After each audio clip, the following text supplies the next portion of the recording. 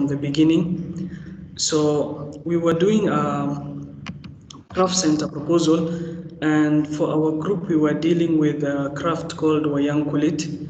So basically what this is, a shadow play puppet, and it's used to mimic some kind of plays for the traditional Japanese people. And mainly I was focusing on the tradition and history part of it, as well as the settings where the plays occurs and all the kind of things. So we went on to do an ornament of grammar proposal, and what I did was just collect some parts of the wayang kulit itself and come up with a proposal from that. As you can see here, it shows how the different parts, like the bottom part shows some water and fishes, and in the middle part we have like elephants and basically living mammals on the land, and then on top we have like the phoenix and the sky and the birds. So I developed this and came up with an abstract which came the ornament of grammar for my design, showing what the settings of the wayang kulit could be about. And so we went on to propose a ornamental building element, and the idea was to the kind of same idea from the wayang kulit, like evolving from something into something better, like from tradition to actually something which is more like evolving in a kind of way. And like the proposal was for a door, and this is what the door looks like. It's an evolving door, like sort of like evolving from something to something, and then it can lock itself. Here are some of the model pictures of the door. So I went on to do a case study for my ornamental facade, and the case study was a Kiefer tectonic area, which has a facade which is like a kinetic facade which saves energy and can adapt to the features of the weather throughout the day, and can create different kind of shapes to play with the facade. So I kind of based my idea on that, as well as the wayang kulit, and using the shape of the wayang kulit and extracting some of the hierarchy shapes, like the leaf kind of shapes, and making a kinetic ornamental facade from that. And this is what I came up with. This is some of the process of making the ornamental facade. Yep. And for my proposal, I'd like to play a video. I did a video presentation, if that's okay.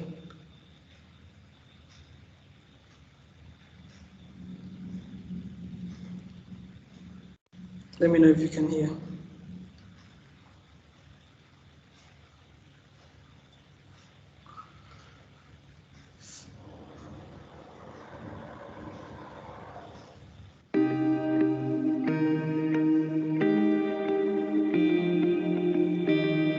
Is the sound okay? Yeah, we can hear it. Okay. Yep.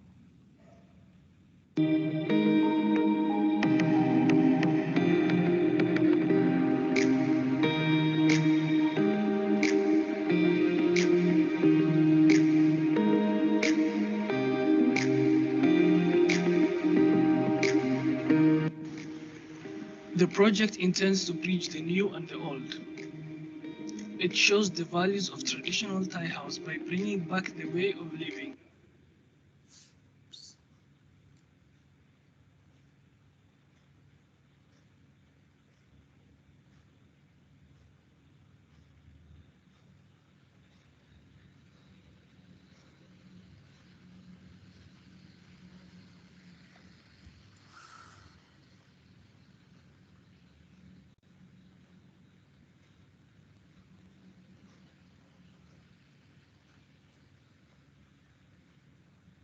Design development starts with the traditional typology.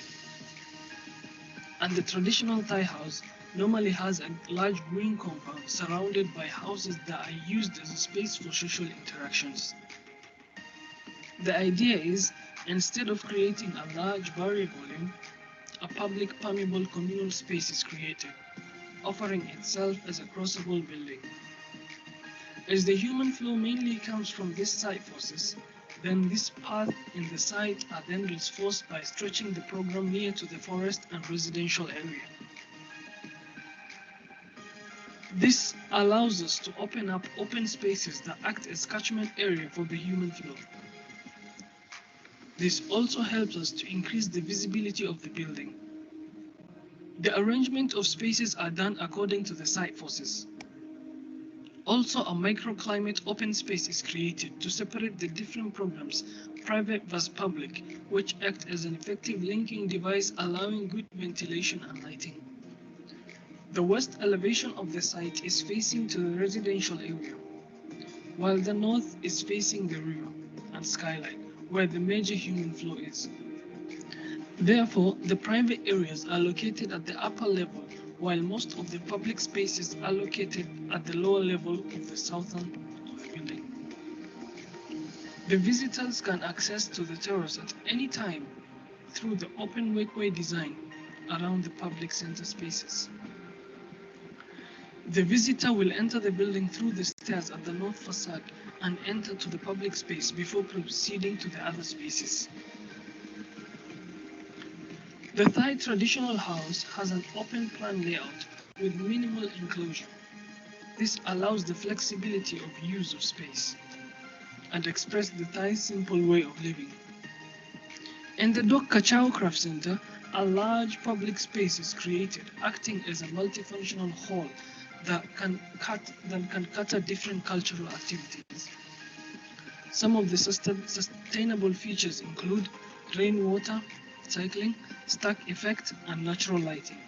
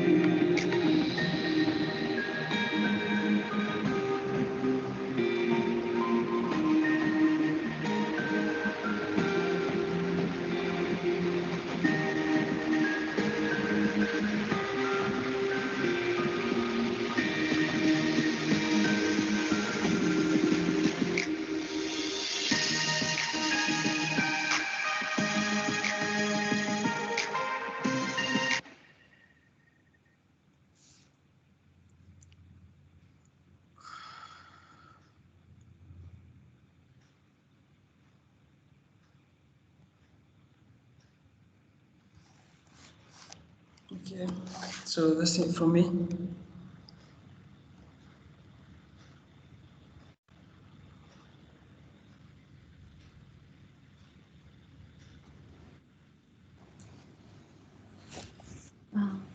For the external panel, who would like to start first? Yeah, you can start. Okay. Thank you. All right, Mireille. Good morning. Good morning. Yes. Yeah. All right. Because I just got a briefing by your master studio this morning. So for this semester, all the students in this semester are mainly working on studying on the ornaments, right? The traditional of the ornaments and the history about it. Yeah. And I can also see that all of you have gone through like 2 assignments and gradually doing this assignment 3, which is a craft center. I think that I'm not so sure about your study on the ornaments, like what you have learned from the ornaments and history, and how do you apply into your building or building facade? Yeah, because for this assignment, your main assignments or main task is designing a building facade, right? By Yeah. from the ornaments, yeah. So and you have briefed us about you have learned about the sky, the earth, and the underground, right, from the wayang kulit, right? So that is quite interesting because I never knew that. But however, I don't see your process, that what you have learned from the ornaments and how do you do the application to the building. Yeah. It is very nice that you have done a lot of 3D rendering and put it into a video. But then you have to understand that the purpose of the video is not just visual presentation. Yeah, it has to carry on certain things. Like for example, perhaps you should show more about your spatial quality. Yeah, and you have to remember that this assignment is all about the building facade design and also the ornament. Yeah, so I think the highlight of the video has slightly go off. Okay. And because the site is in Thailand, so it's in a tropical country, so perhaps you can merge how you blend in the building facade or the ornaments elements that to fit into the local climate. Yeah, because the whole purpose that we want to learn from all this handcrafting is how do we applicable into architecturally.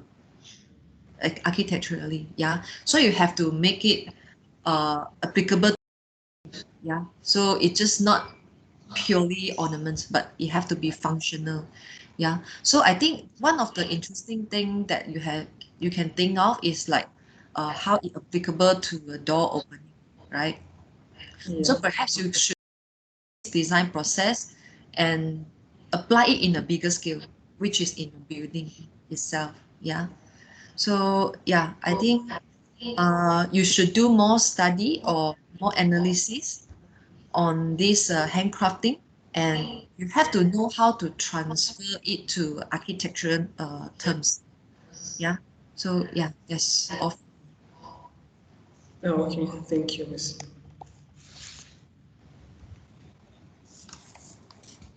Okay, morning, Miri. Morning. Thank you for the presentation. Okay, I'm Bhaktia, by the way. So I have 2 things that I want to comment on basically. So number 1 is with regards to the content, and number 2 is with regards to the context. Okay, I think I'll start with the context first because to be honest, I'm not really. It feels a bit ambiguous actually. I don't really understand the context, your neighboring sites, the kind of architecture, the kind of synergetic aspects of your site that you can actually bring towards the building, because it feels like the building is based on a certain topic where you are studying the wayang kulit, and then it's on its own. It doesn't relate back to the neighboring buildings, whatnot, right?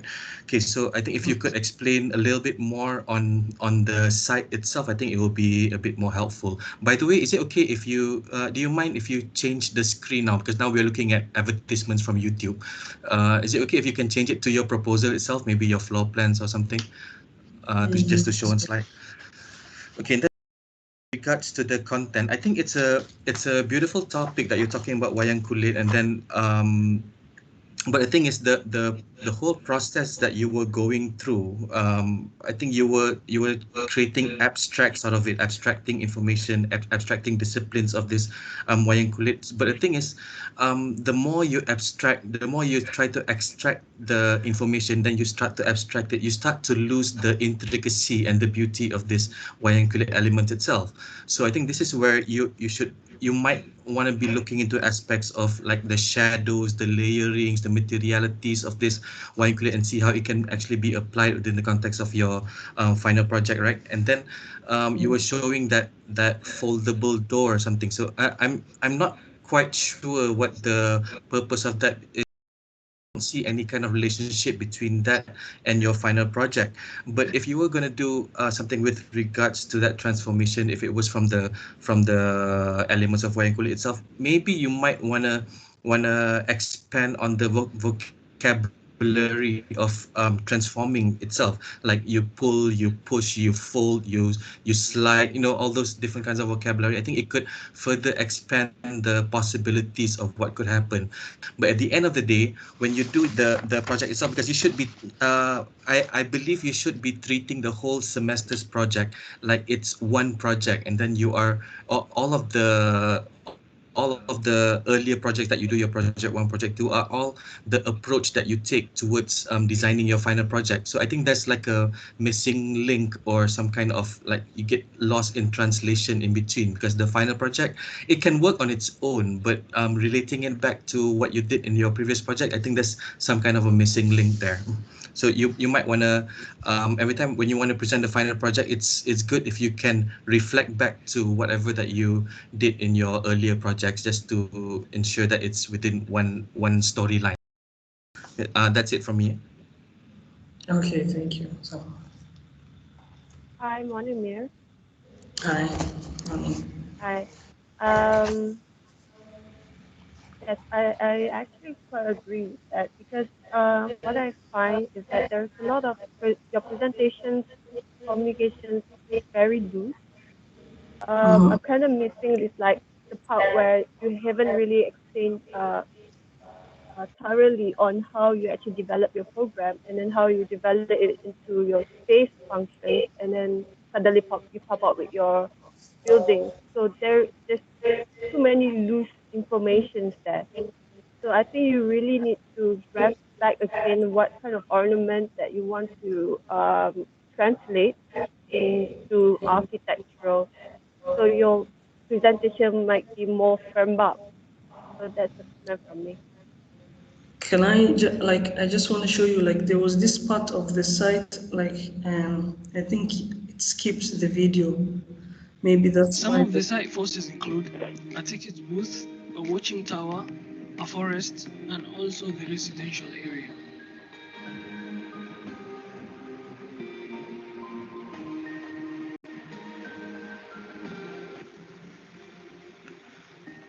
My proposal is going to replace the ticket booth and watching tower with an entrance lobby and a terrace, respectfully. So I think that's what I was trying to look with in regards to relation with the site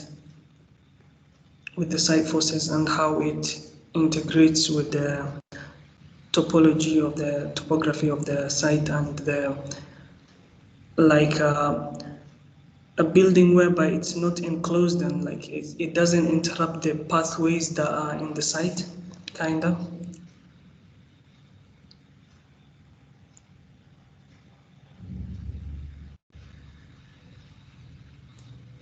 Sorry, come again? I cannot. I don't get you. And like I wanted to have a building whereby there's some existing pathways in the site, so I wanted to have a building where it's open on the ground level, not to interrupt the pathways leading to the flower areas, and have an open courtyard. That was the intention. The idea came from, like, inspiration came from the Thai traditional houses. Yeah, I think you're missing how you will explain that thoroughly, because currently you're just responding to the context but not really interlinking with your initial concept. You're just mentioning it in terms of local context. So I think you need to really link that. There will should be another like explanation on how you actually come up with that. Okay, like for in terms of like the wayang kulit, just now explain we were doing the wayang Yeah, kulit. show me the So initial. so the wayang kulit, the idea was to come up with three aspects of the wayang kulit, like the tradition, the history, and settings. So for these three words, we had to like use this kind of theme throughout the project.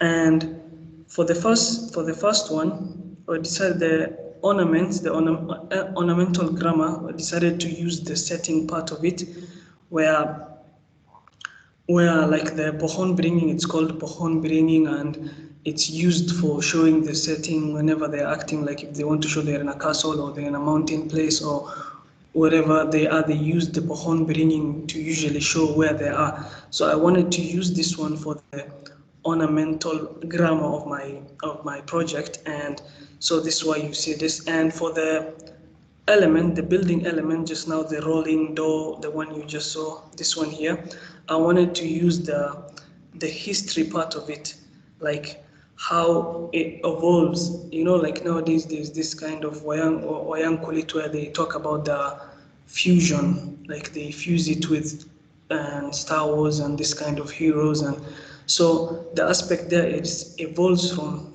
something old into something like more watchable and interesting, and so that's what I wanted to do with the history part of this, the rolling door, the evolution door.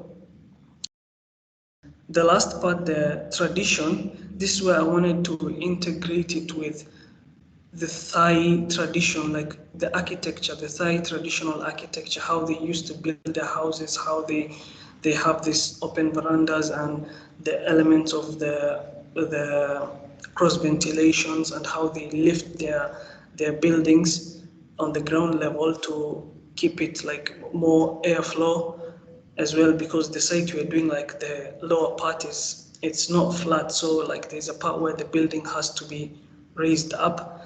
So and also I wanted to take that tradition and also make a building whereby it has the aspect of tradition to it, but also it's contemporary architecture where you can be, it's more like modernistic, it's not just tradition to it. Like I wanted to have something like that. Yeah, I understand where you're coming from, but the thing is, hello, do you hear me? Can you hear me? Yeah, yeah. Yeah, I understand that you are trying to actually imitate all the traditional values from that itself. But the thing is, I don't see it coming from the ornaments that you are studying. Like this is just when you're talking about Malay traditional house, it has to be very your reference, you have to state it there. Like how do you actually link it together with your wayang kulit ornaments? Do you get what I mean? Because right now, Yeah. if you're explaining to me that your concept, now you're telling me that your building is referring to traditional house, which why where is your reference to that? So to me, that you just need to link back all your concept ideas and your reference ideas studies, because that's where we can see the progresses at the moment. Because right now it's just like jumping here and there. Okay. Yeah. So the flow itself, you have to create it more precisely rather than just showing us the video. The video, we can understand there is a concept here and there. You want to, the ventilation is coming through the river and stuff like that. But you need to blend it well with how you actually come with all these shapes, patterns, and how you integrate that with your final product, your final building itself. Okay, sure. Yeah. And Basically, this is what I see at the moment, process development, but there's no integration into your site contact. You get what I mean?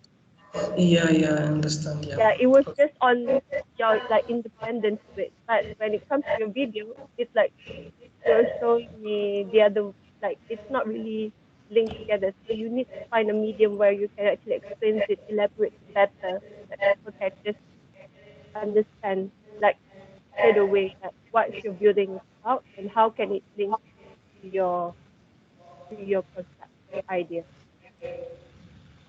Basically, Okay. I think you just need to find the word for your building. What's your identity? Maybe people can just straight away grasp what you're trying to do.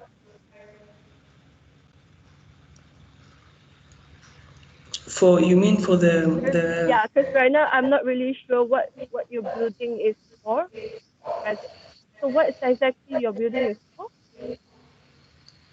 it's a craft center, like it's basically after studying the site issues, like the problems you have in the site, which are mainly lack of like traditional craft centers whereby people can come Yeah, and yeah. do their crafts.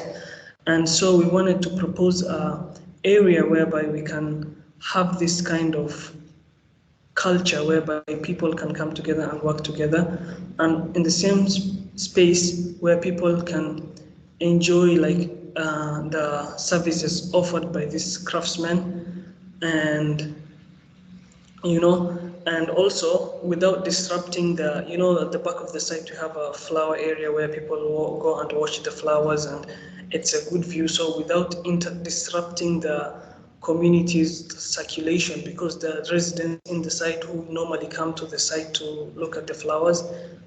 So the proposal is not to disrupt the flow of the site, but also have a craft center whereby people can do their craft and also sell their art in a way.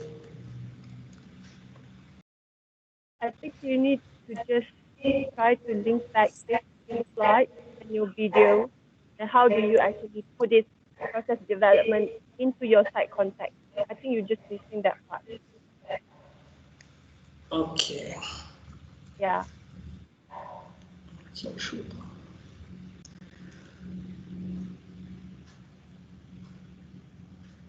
Moderator, how many minutes of each student? Yeah, 15. 15. 15 for presentation, 15 for the grades. So please let me know if please let us know if we exceeded the time. Actually, the time is already up. Moving on to the next All right. candidates. Anything else, Mir? No, thank you so much. All right.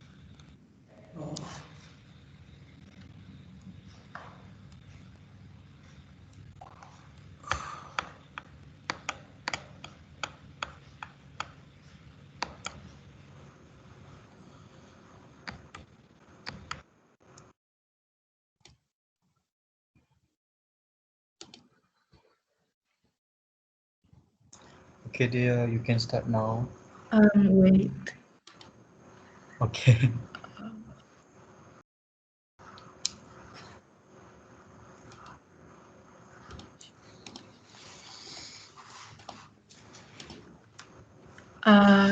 Can you all see my screen? Yeah. Okay. Good morning, everyone. My name is Dea Tanisha, and today I will be presenting my whole SEM 4 project. Start from the project 1.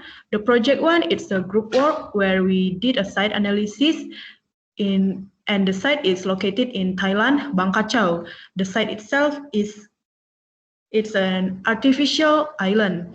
Second, not only site analysis, but we also did a research on a craft from the site, where in my group we are doing a puppetry from the Thailand, which is Nang Talung and Nang Yai. Move to the project 2, which is in here we are designing a building element based on our research from the craft and 3 keywords. My 3 keywords in my project 2 is nostalgia, is ornament, craft, and visualization. For the ornament is I'm sorry, for the ornament is the keyword for the ornament is nostalgia, where it represents the history evolution of the Nang Talung. In here we are more talking about the fire, because the source of all the puppetry and where the puppetry comes is coming from the fire and light. Second, the craft, which is the tradition. The tradition in Thailand, Nang Talung has become the symbol of the local life, where it is located in the southern Thailand. So the Nang Talung itself is very important for the people in the southern Thailand. And then for the visualization itself, it represents the site, because the site itself is located in Dokachau, which is it's a tourist spot where it has a lot of flowers, and it's like a park with a colorful vibes, and with a lot of sightseeing. And then in project 2, I have come out with a light well, where in this light well, in the light well itself, there is a pattern that is based on the Nang Talung, but the pattern is it's organized based on the rank, like from the below, it's from the below rank and until the highest rank. And then the material itself, it's from a stained glass. And then this was the base idea for my building in the site, where I was planning to put my building inside, to be underground of the site, because the site itself has a topography like a hill, where I'm planning to put it underground. And then move to the project 3, which is the future of craft. In here, we are talking about where we will be build a building where we combine from the building element from before, and also a facade where we build it from the pattern and from all the research that we have done that is related to the craft and the site. There are 3 main case study for this project. For my project, first is the Florida Polytechnic University by Santiago Calatrava. I'm using this because I want to have a movable part in my building, where in here we can see the top of the roof, there is a louvered arms where it can be moved based on the intensity and the position of the sun, where it used the system of hydraulic cylinder to control the movement. And then second is the TGV station Leon Saint. In here, it's more talking about the spaces and how the form was made. It's so it based on the, most of it are based on the structure of the lively object. And then last is the plastic pavilion. I was looking into more the patterns and how it reflect the light and shadow from the pattern that it's built. And then the design intention itself, it comes from the 3 keywords from before, which is the nostalgia, visualization, and tradition. And in here, from all of that, I'm combining the lighting element, and then the visualization from the side, which is the flowers and all the sightseeing, and then the tradition, which is the pattern, and the other stuff that is related to the tradition, which is the Nang Talung. First, the design progress. I've come out with the Nang Talung movement based on my second case study, first case study, which is the Florida Polytechnic University, because it was talking about movement. That is why I'm using that, because in the Nang Talung movement, I have found out that the puppet itself, there is one part that it won't move, so like only one hand that can be moved. after that I'm using the combination of the movement of the Nang Talung and create a form for a pattern from it. This was the initial idea for the facade of my building. And this is the site synthesis. Like this is all the types of the flowers that is in the site, where I will be using this flower to put it on my building. Like I will not destroy the main purpose of the site itself, like because the site itself is it's a tourism spot. And then this is all the contour that has in the site. And the sun path, I did some analysis about the sun path because because of my building, it will be used for it. And then this is the space planning, how I came out of my building form. And this is the space program. And this is the exploding axonometry of the detailed drawing of my facade, for my movement facade, where I'm gonna use the same method with my first case study. And then this is the model development coming from the mock-up models until the final model of the facade, where you can see this is how my facade gonna be, but this is the exterior facade. And this is how I come out with a building form. Like this is the latest building form. This is the 3D view from my building in the site. This is the outside view and this is the inside view. I was talking about there will be a two facade like this. The outside facade, it will be the moving facade, where the louver will be moved, and the moving facade itself is based on how the Nang Talung was moved around. And then for the inside is the wall will be projected a shadow from the pattern, because back to my second project, I was talking about light and how the shadow from the Nang Talung. So I integrated it into my facade. And then this is the plan layout from my roof plan, underground, ground floor, and the first floor. This is the elevation, like this is the side elevation, rear elevation. And as you can see, my building itself, it goes from the underground and until the top. Like this is the section, and this is the rendering of my building.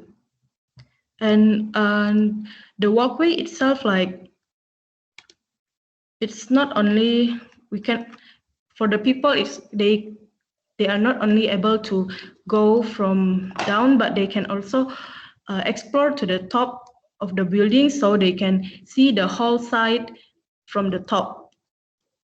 So that's all about my presentation. Thank you.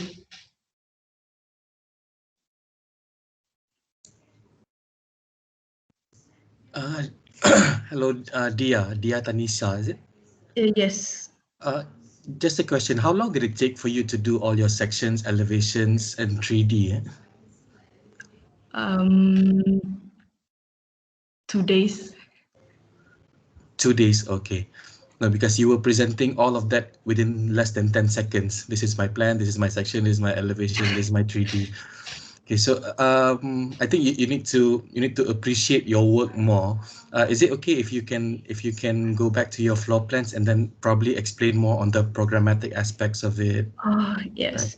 Yeah, I'm sorry, I forgot to mention. For the program itself, my building is a museum where I'm planning. It's not only a regular museum, where the museum itself, it's specialist for the Nang Talung and other puppet that exist in the Thailand. So from the underground, the underground floor, in here, I'm sorry, maybe. This is like for the underground, I put the atrium or exhibition area where when there is an exhibition or for the Nang Talung or for some other puppet from maybe from other countries or from maybe other region, like they can come and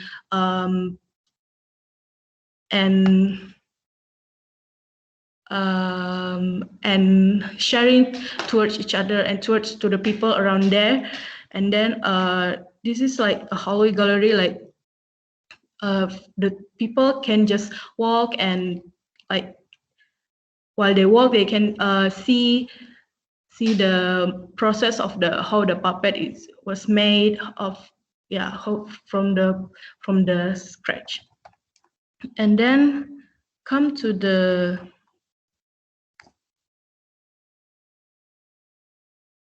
ground floor. In the ground floor there is the theater of the puppet. So like I said, it's not only a museum, but there will be a show for the puppet itself where people can enjoying the show from the puppet. Like they can still feel from the nostalgia of the puppet and not forgetting the essence of the tradition itself.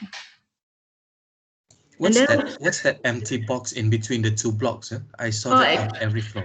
It's a space that is in the site, like from the first time. It's, I'm not sure, but it's like actually it's like a flower, like it's a panel for the flower, hanging flower, I think. So are you in any way integrating your design with that, or are you trying to avoid that?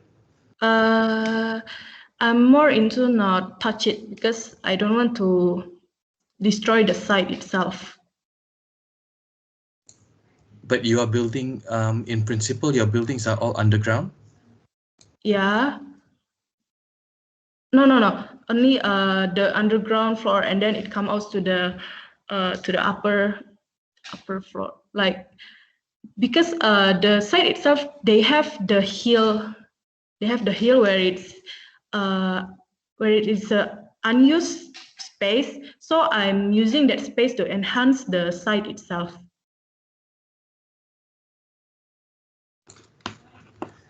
Okay, this is not a comment, this is just an inquiry. What happened to the light well that you designed earlier? And then what happened to the flowers? And what happened to all of the transformative elements that you were talking about? You were referring to Kaltrava, whatnot, right?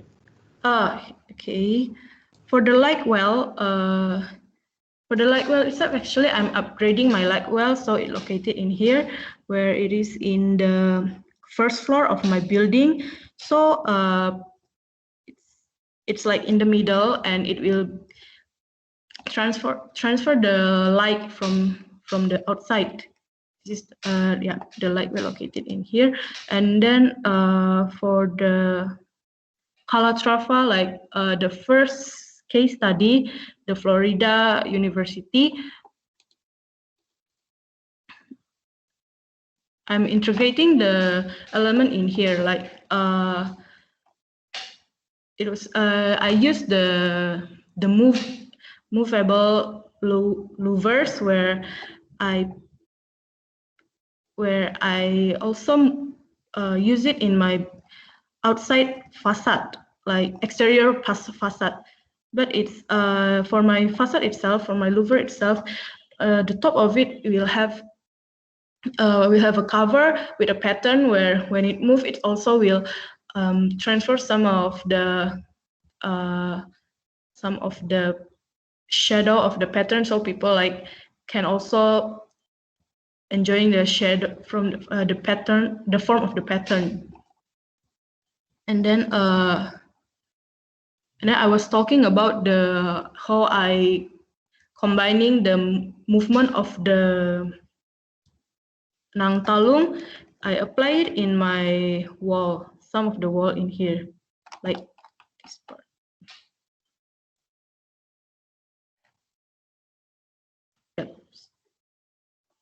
As you can see from the inside view, I applied the Nang Talung movement form where it created a pattern.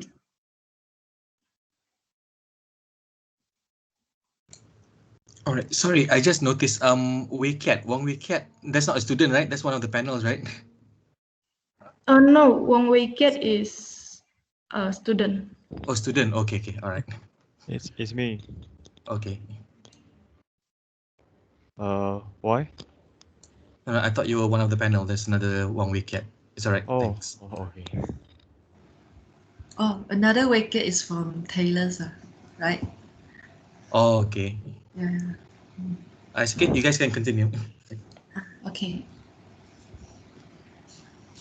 Anna, you want to go first? Can? Oh, you sure? Hi, Dia. Hi. Hi. Okay. I can see there is some flows there, but it's just that when you're presenting, you was too fast that all of us have to recap back. So I think it's applied to other students also. Maybe you guys can take time and then just present one by one. How's your program? Relax. Okay. So we can understand better on where is your intentions and where is your how it comes up with your final product. Okay.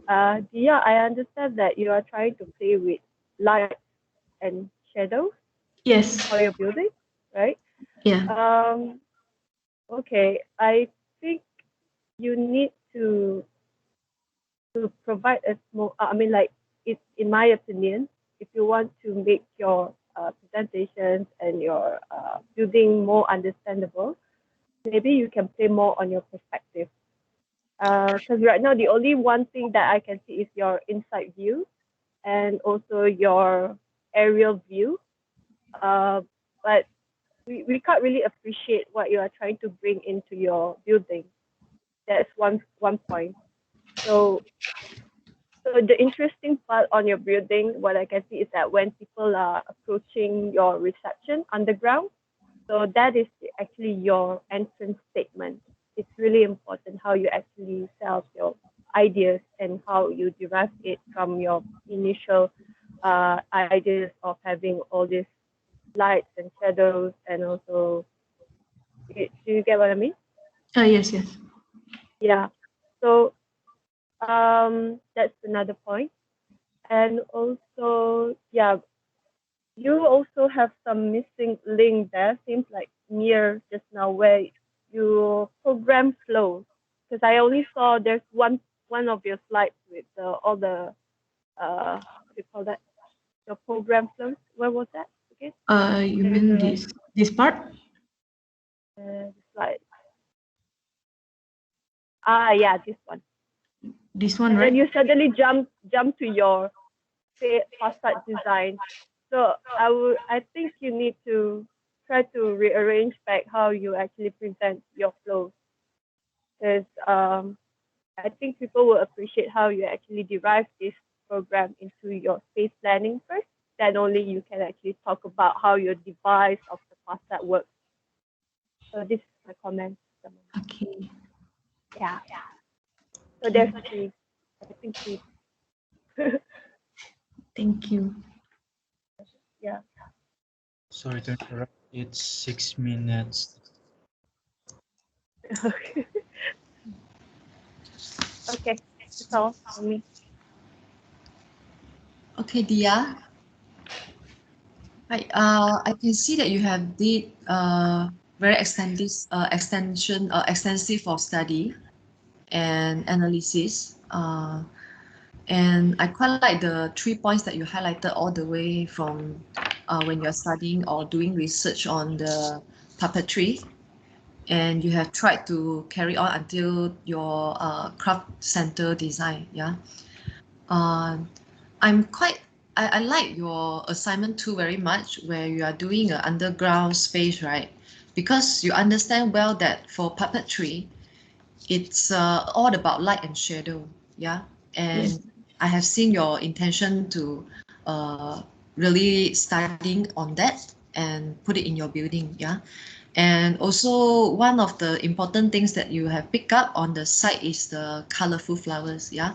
Even though puppetry, we play in shadow, but then it's very unavoidable that we notice the colorful textures on the puppetry. Yeah.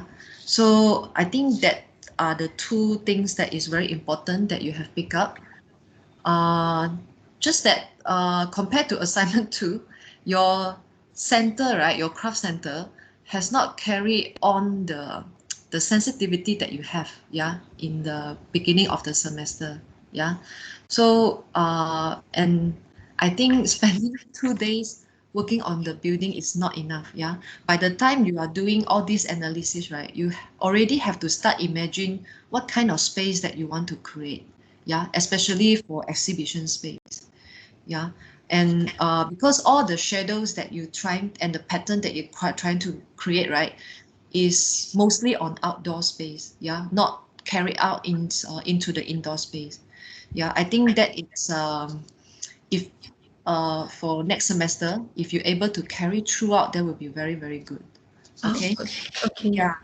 Yeah, because if you refer to the Jewish museum, right, Daniel Libeskind, even though it's a museum, yeah, but it's not totally like a shopping mall. It's not using all the artificial lights. Yeah, exhibition space. There are a few types of exhibition space. Yeah, so you either can manipulate all the artificial lighting to create the environment, or if you are smart enough because of the site context, right, you should actually use daylight. Yeah, so you have to do a lot of sections like how the daylight going in and through your screen, right, your exterior screen, how it casts shadow and how it affects the indoor space quality. Yeah, then that will be very interesting, and it shows that you apply your concept very thoroughly. Okay, at the moment you're just applying on external, which is quite pity lah. Yeah, you get what I mean? Yeah. Yeah. Yeah. Yeah. So that's all from me. Okay. Thank you. Mm.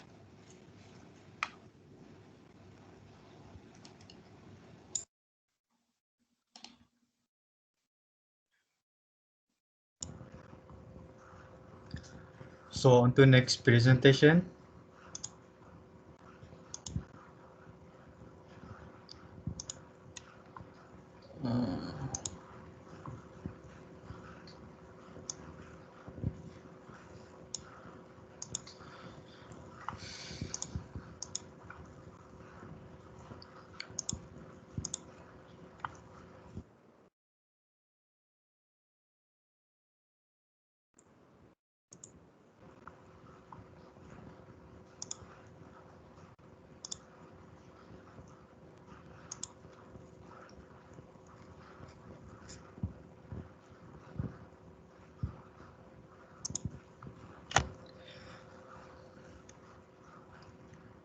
Hello, can you see my screen?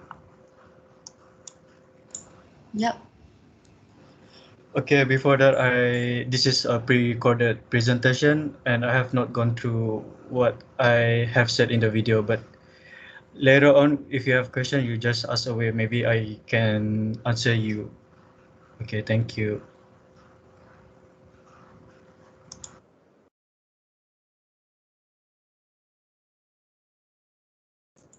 Can you hear the audio though?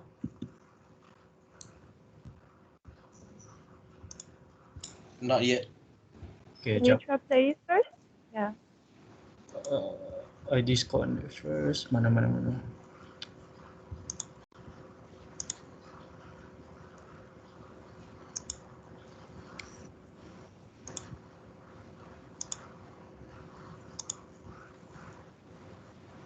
Okay. Hello, my name is Muhammad Zarif, and in today's presentation, I'll be talking about the skin facade, and secondly is my building program. So, first of all, I have chosen Nang Talung as for my study artifact. So, just a little bit of history of Nang Talung. Nang Talung is a traditional style of shadow puppetry from Thailand. it is similar arts that are found in Cambodia, Malaysia, and Indonesia. Nang means later, and Talung is an abbreviation of Patalong, from a southern city where the shadow play tradition has long been popular. Nang Yai features life-size puppets, while Nang Talung puppets are much smaller. So I would like to highlight 3 elements on the gram of ornamentation. First is the mastery from ornament, which highlighting the skill of one master of a subject. Secondly is impersonate from craft.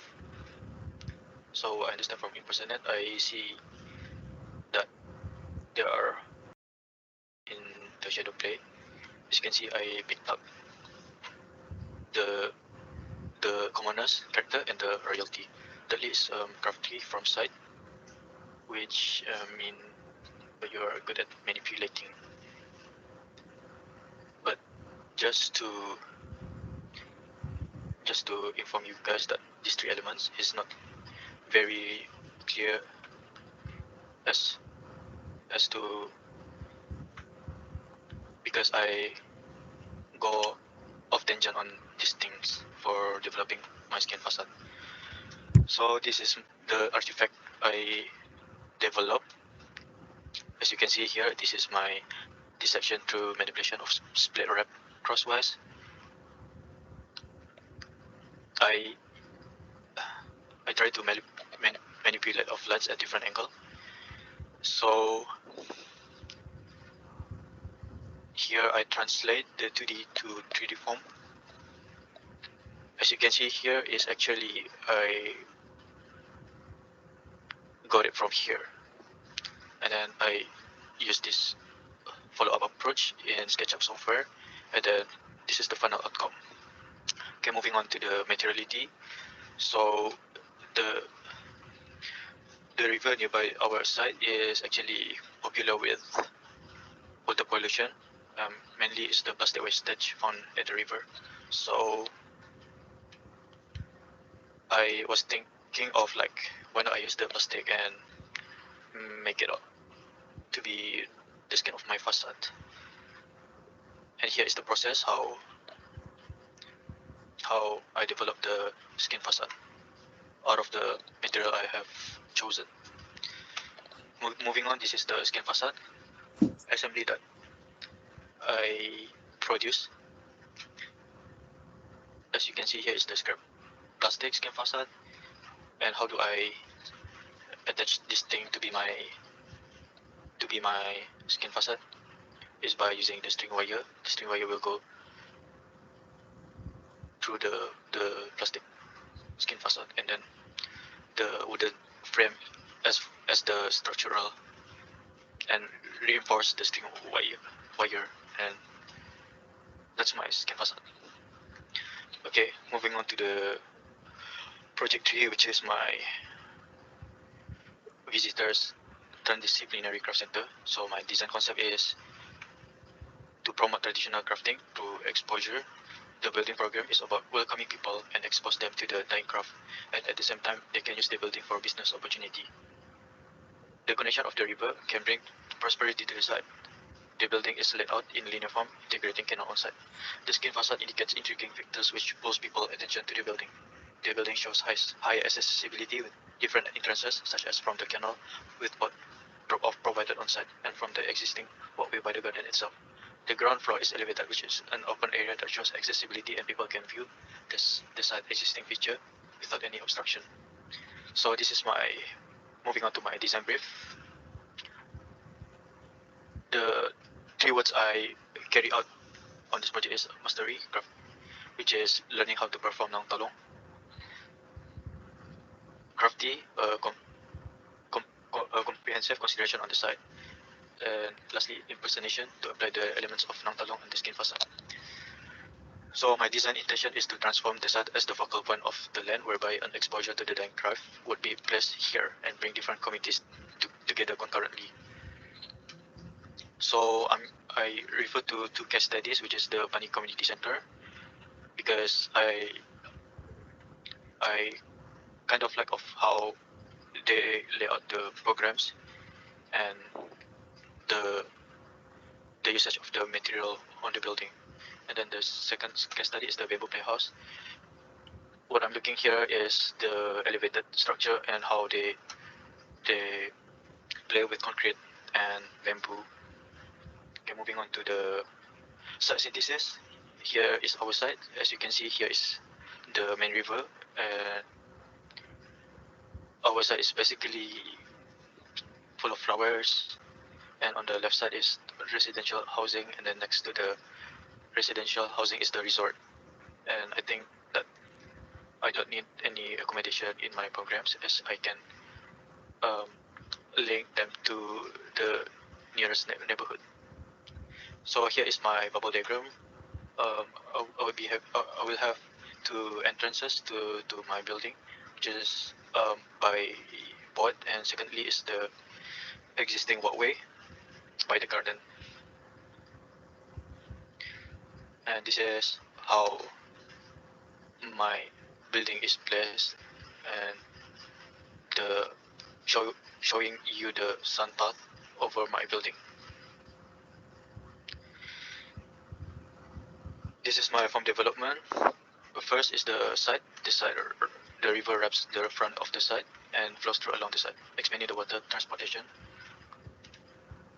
Could attract locals and tourists to flourish the place. And then I use the L-shaped form to align them on the flat land, minimizing the destruction of the site. Because I want to retain most of the original features of the site and have my building nicely fit into the site. Thirdly is the views towards the river. So what I'm trying to do here, I elevate the main programs to enable visual connection across the site. Fourth is the two-story layering of building is created to enable the efficiency of the land use, which increase the use of space. The fifth one is the connection within the building. So what I'm trying to do here, I provided three staircases at 3 points. Last one is the connection between the site and the building. Connection between the site and the building, whereby I provide a board drop-off and integrate the features of the existing.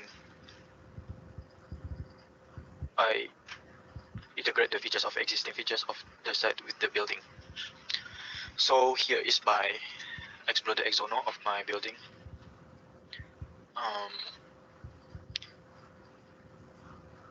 On the ground floor is mainly plaza lobby. I will talk more on the floor plan, how I place out the spaces. So here we have on the ground floor we have lobby, souvenir shop, office, plaza, existing walkway by the garden, board drop off and bicycle parking. Meanwhile, moving on to the first floor, we have exhibition, whereby Talung craft will be mostly displayed here for the visitors to learn about the craft. And then we will have a cafe here, whereby anyone can grab their breakfast or whatnot.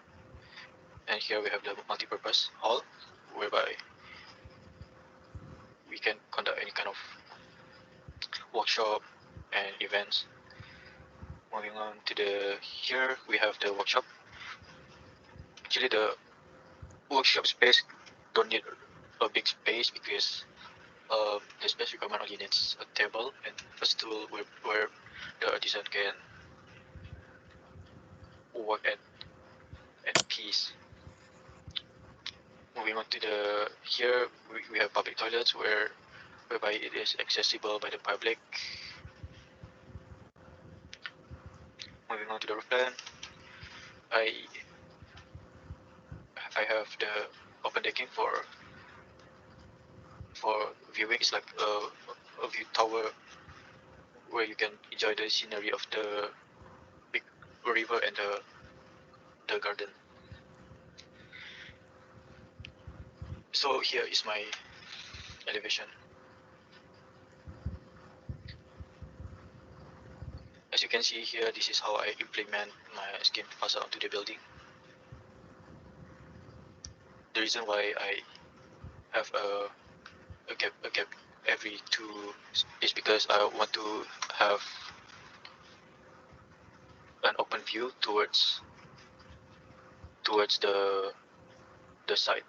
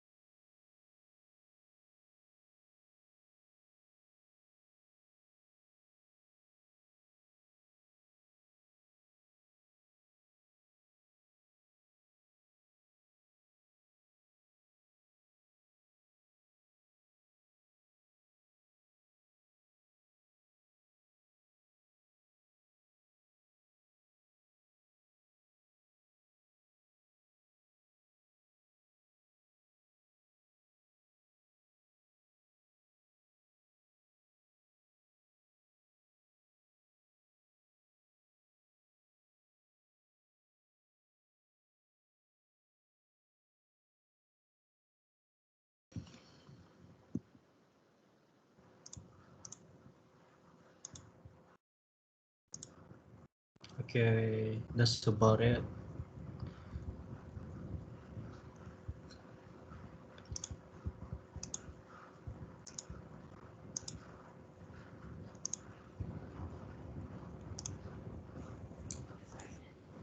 Erna, you want to start? Yeah. Hi, Zarif. Hello. Yeah. First of all, your development, right? How many square feet overall? Apa dia? What's your area at the moment? Your development, your building development. Oh, the inside the brief is given 800 square meter. Your building at the moment? The GFA is 527, if I'm not mistaken. Yeah, 574 meter square. Okay, one. Sorry. Can you see my screen? Yeah. Okay. Okay. I think first of all, your issue is you're catering for the recycle issue. I mean, like your bottle, No, that's pollution issues, or no, that's my take for the skin facade lah. okay, your main issue you are trying to bring in business to the society, is it? It's more like a tourist center lah, whereby people can come over and learn about and uh, learn about the craft, and at the same time they can use the building as a uh, public facilities, sort of like that. Okay. My first comment when I saw your video, your perspective of the building, I think I would like to know how high is the one that boats can actually access underneath. I think you need to be careful on the on the elevated floors that you Okay. provide for the boat to access. So that one must comment. How high is that one? Actually, every floor is like 3 meters high. Yeah, 3 meters. So you have to make sure that there is a low tide and high tide during some seasons. So you have to make sure that it's actually allowing all this happen. Yeah, So is it going to be operating at night or daytime? So you need to identify your program. I think you need to firm up your program a little bit more on this. okay. The second one, your building is very straightforward, in my opinion lah. So, but it's good that you're actually catering for the recycle bottle pollution at the same time. And but then if you are talking about tourism aspect, given that you're given about 800, is it square meter or square feet? Your limit of area, square meter. Oh, I think you can actually try to be more explorative. I would say. I mean, like to me, it's a bit too straightforward. I mean, your building, it's just like a linear concept, and then but I don't know. It's just my opinion. But yeah. So I mean, but for me, yeah, your program should be much more detailed up, a little bit more detailed up, and then for your case study, I think you should be more. I think the case study is you only have it that one. No, actually, I couldn't see what's your case study because it's blocked by my. It's blocked by all this. Actually, I just placed this here. Maybe you could look it up instead of putting the whole thing in my presentation slide and text up the space that I won't talk a lot about it. Okay. Sorry, come again.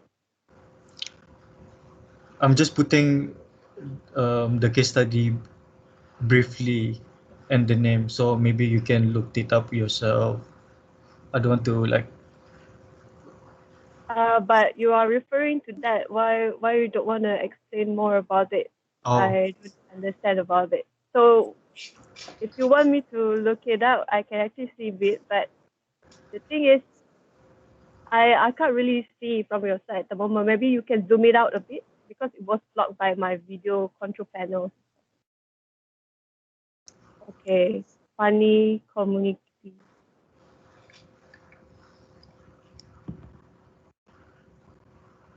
Okay, so you're taking this as your reference for the building itself?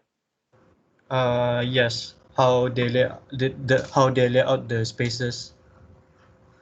Right. So this is the image next to it is the building. Is Elina Jamil punya bamboo play? Yeah, it's a section, I suppose. Okay. I think that's all from me. Maybe, yeah, I think that's all.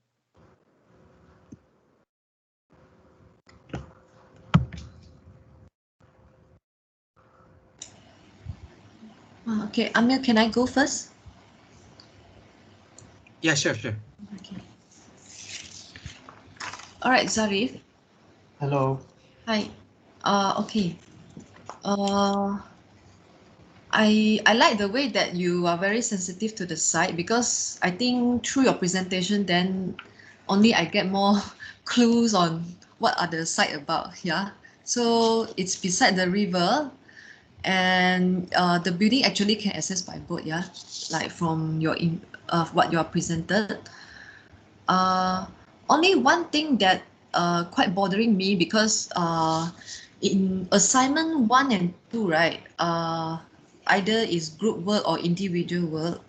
You have done study and research on the ornaments, right? So yeah, and specifically in Thailand, yeah. So if you realize the history and also the crafting of these ornaments, right? It's built up through many years, yeah, and it's not. It's a very precious hand skill, handcraft skill, yeah. So by only representing what you have learned, right, from all this research by recycling the plastic only, I think is insufficient.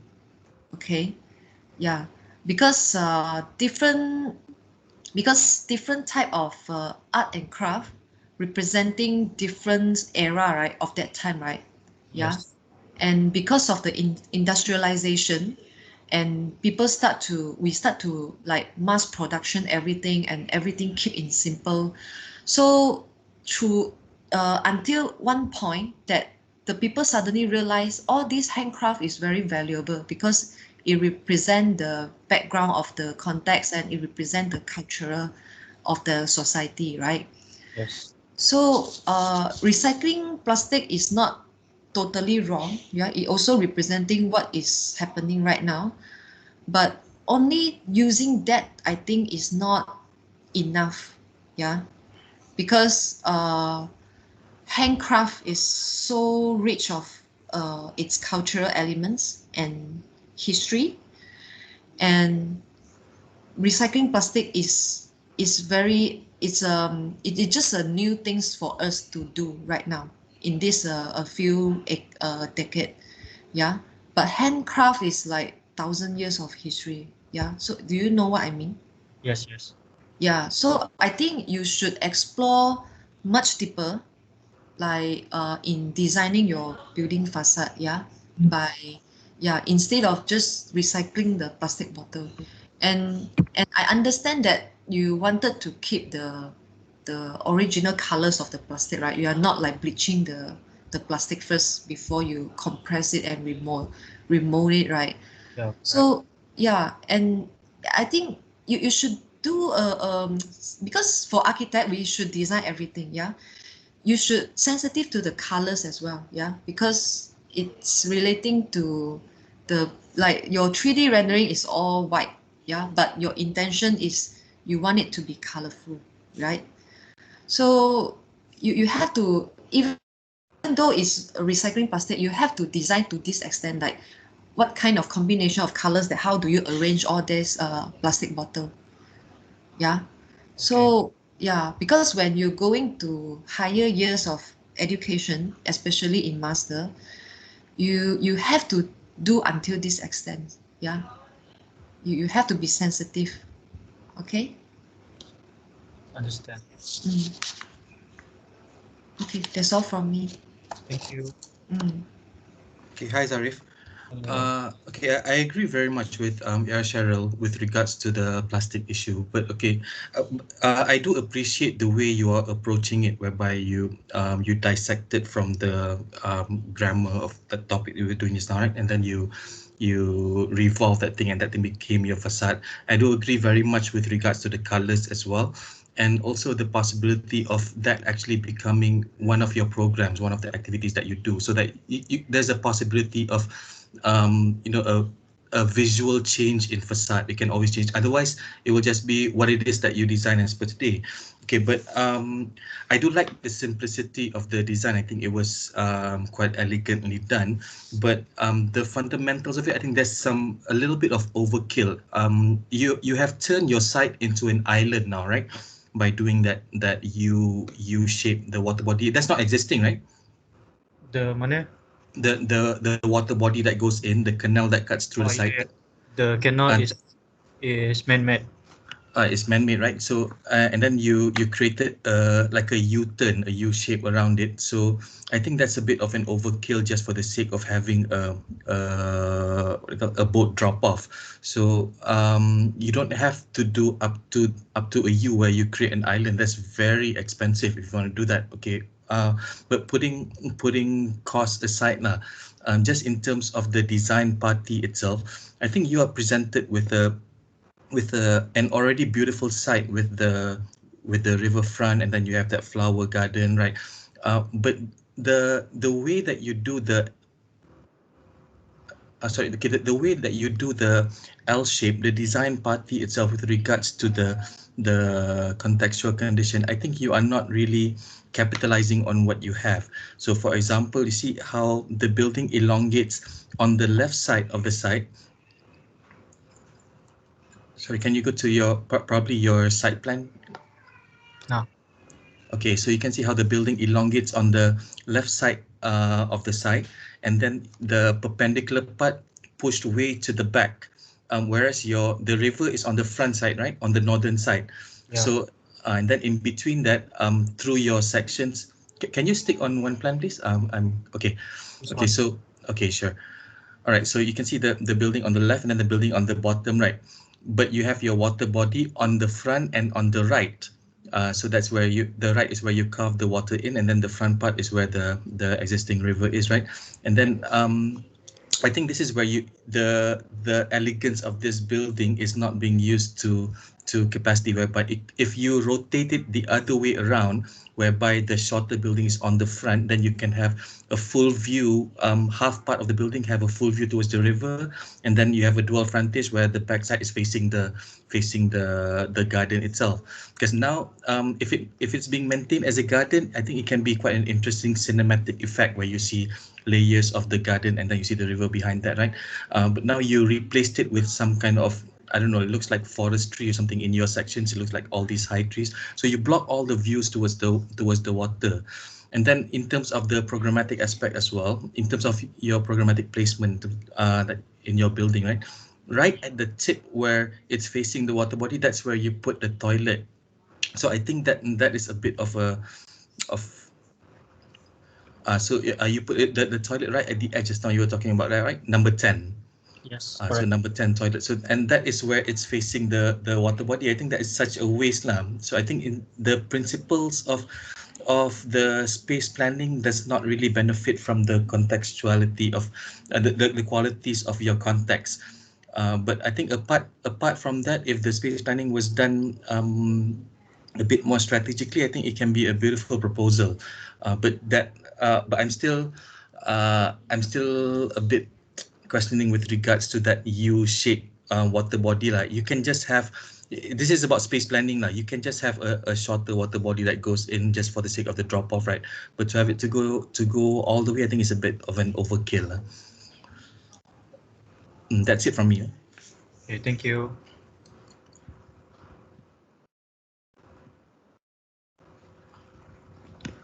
Thanks for the inputs.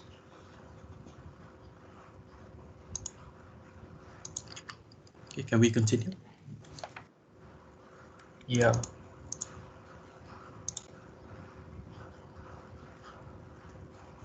Edwin, your turn.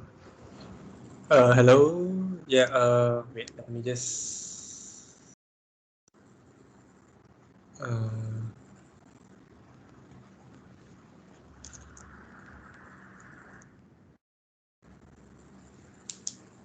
Okay. I'm good to start.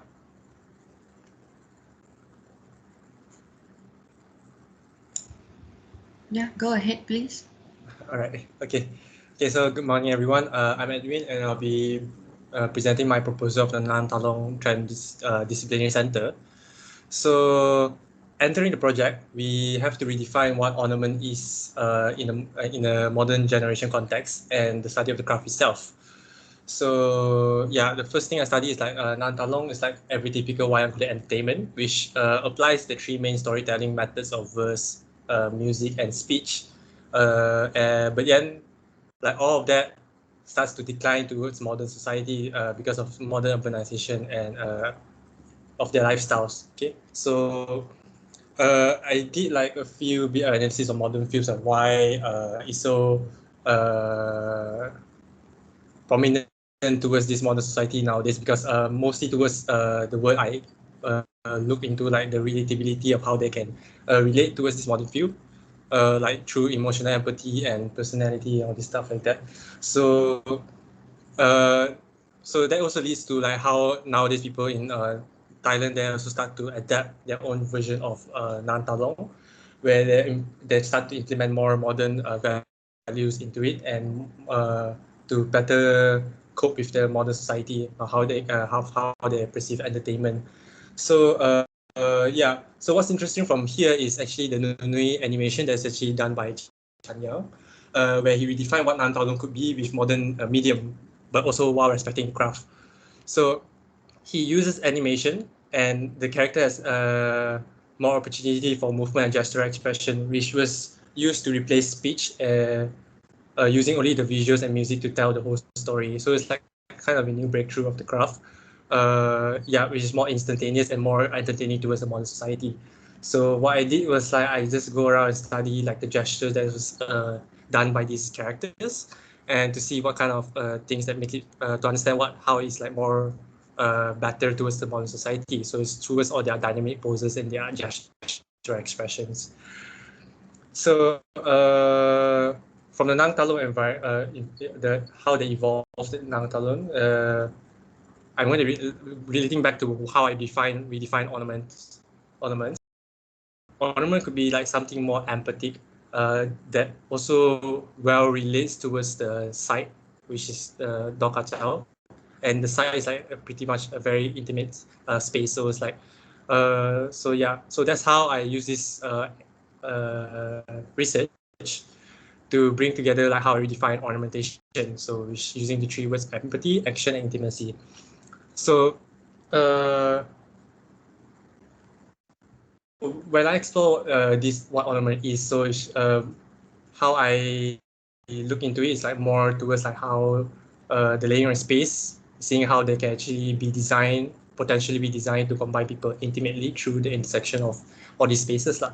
So so that's like the general idea of what my ornamentation is, how I redefine it, how I apply it to my building later on. So that also brings to my future of craft, which I'm trying to propose like an intergenerational co-working space and a transdisciplinary craft center. So yeah. So in the general view of Barang Kacau, like how it relates to that is like how it comes to this side issue where there is a dispersed community of the whole Barang Kacau area, where it talks about the modern society, communities, local communities, tourists, and all these people. And the general idea of what my proposal is going to be is like how I want to bring them together on all these people, like different communities, mainly the modern and the traditional artists, to come together and to see what they can continue evolving this Nan Talong and produce better entertainment for the modern consumers nowadays. So yeah, that's like the main program that I'm going to be proposing in my building.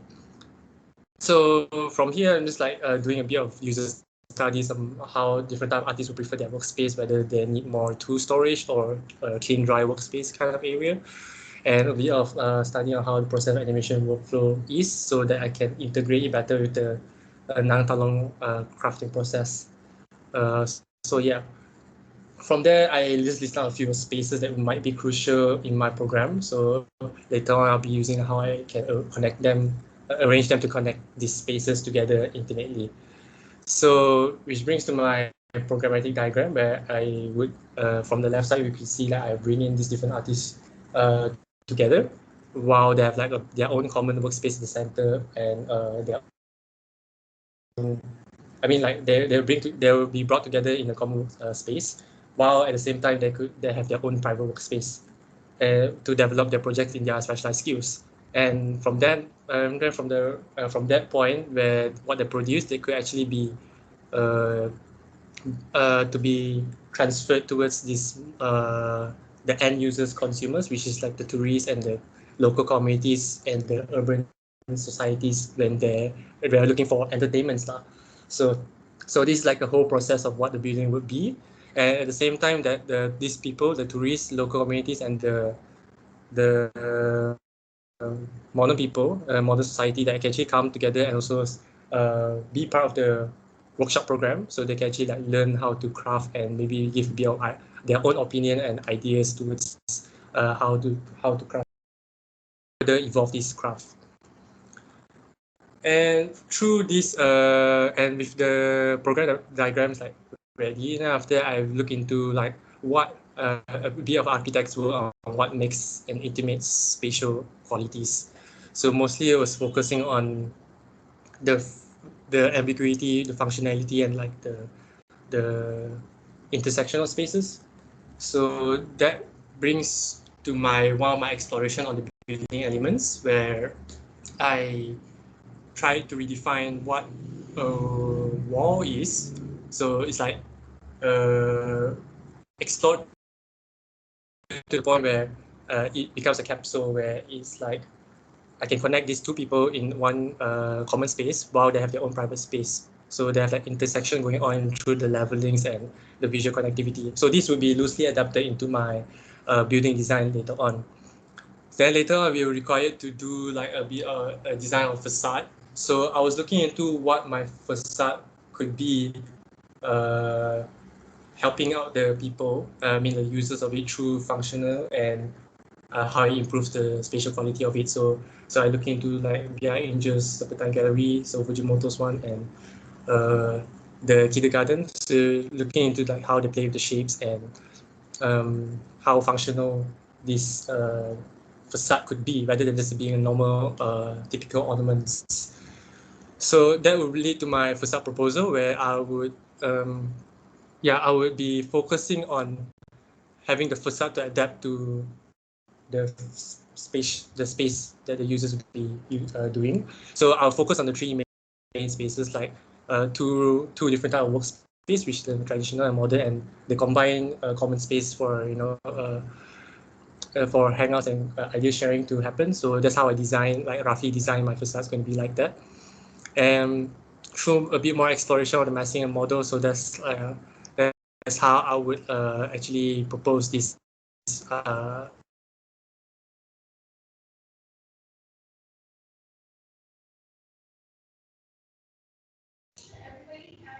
Edwin, cannot hear you.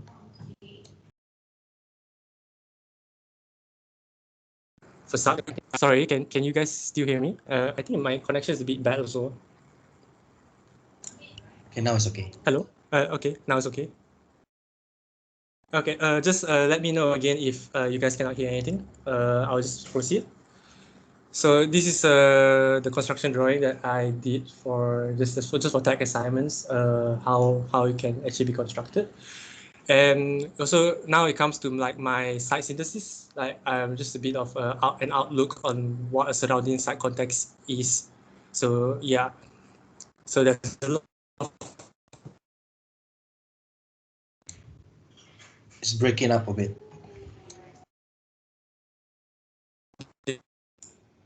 Yeah, cannot hear you, Edwin. In the garden of Dhaka.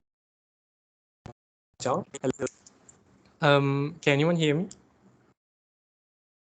I'm having a bad connection, so I might be stuttering, but should I repeat my slides again for this one?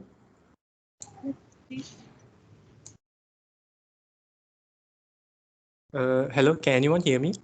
Yeah, can you repeat this slide again? All right, okay. So this is an outlook of the surrounding context of the site.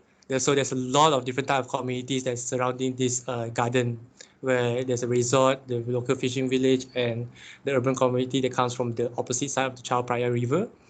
So just a bit of outlook so you can see what's going on. So my main idea is to try to overlap these communities together. And I mean, like try to bring these people together, right? From my brief and a side issue beforehand. So I just like see like how the spaces overlap, and that will become like proposed site. At the center, you can see. Then from the surrounding context also, there's like how it clearly defines the zoning through the what's going on inside. So later on, I did like a few exploration model using strips of 2 different colors because I wanted to see like how dynamic actions and shapes can actually like explore the intersection of space, like how I can connect people together and the building form itself. So like this like one option, just like trying out. And then like second option, I did a few sketches, and the third option, I did this like more to focus on the context of the site. So I'll be using this to adapt on the. You're breaking again, Edwin.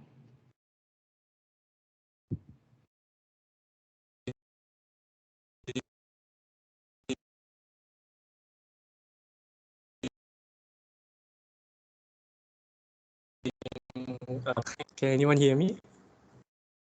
Yeah, now okay. Yeah, now Okay. repeat again.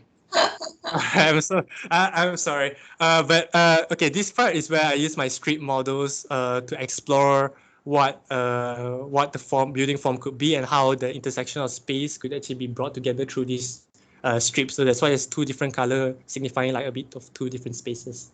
Okay, so so that's how I adapt into like my building form, a bit of building massing. So later I have to simplify the things that I did in the street model earlier on, and to rationalize the space area. So like the first one, the top right, top left, where it's just a basic sample first. Then after I realized that I need to simplify it for the technicalities. Then which brings on to how I respond to the surrounding context. So like from the view into the lobby, I lift it up so that people coming from the piers can actually see what's going into the lobby. And like, you know, this, the private animation, like having like using leveling to further define what's private and public. And also I did like propose to reuse like the Dog Kachau's tower to actually be the performing space. Yeah, for people, for the Nang Talung performance. So like if you can see from the very front part of the building, where it's actually the coming from the pier view for the Chao Phraya River. So it's like there's like a floating shop on top. Like some people might come just to buy some souvenirs, and below there is like a plaza where we can see through the lobby tours, and maybe like perhaps like during the weekends the space could be used uh, for booth shops, that kind of thing, like a bit of pasar malam, but that kind of thing that is quite famous in Bangkok. So it's just an empty space. It's like for people they can actually use it for these kind of things. And this is coming from the local community views, where it's looking straight into the building, where there's a lot of there used to be a very huge wall over here separating the local communities and the garden. So I removed that and actually like make it become part of the pier. So like it's just like people is like further connecting these people together. And so and then you can see like in the daytime, nighttime, like in the daytime, mostly of the program will be focusing on the workshop, the crafting and the production of whatever it is, and the practice, like certain practices. And then at nighttime where it will be better used for official performance for the Nang Talong performance. So it brings to like the ground floor plan, where you can see in the ground floor plan there's like 3 different sections. Like the very left side of the section of the building is focusing more of the workshop section, where you can see together with the first floor later on. And then after the center is like more focused towards the archiving and the storage part and the lobby. So more of the like community space, and at the right side is more towards focus on the public and the tourism, where I'll be putting shops and stuff like that. So I think what I can see like over here is like how the workshop and the lobby area corresponds to the existing Dog Kachau tower at the square tower, where I propose to it to be used as a performance area. So like there'll be 2 different sides of the performance area, one looking at the workshop and one looking at the public space in front of the lobby.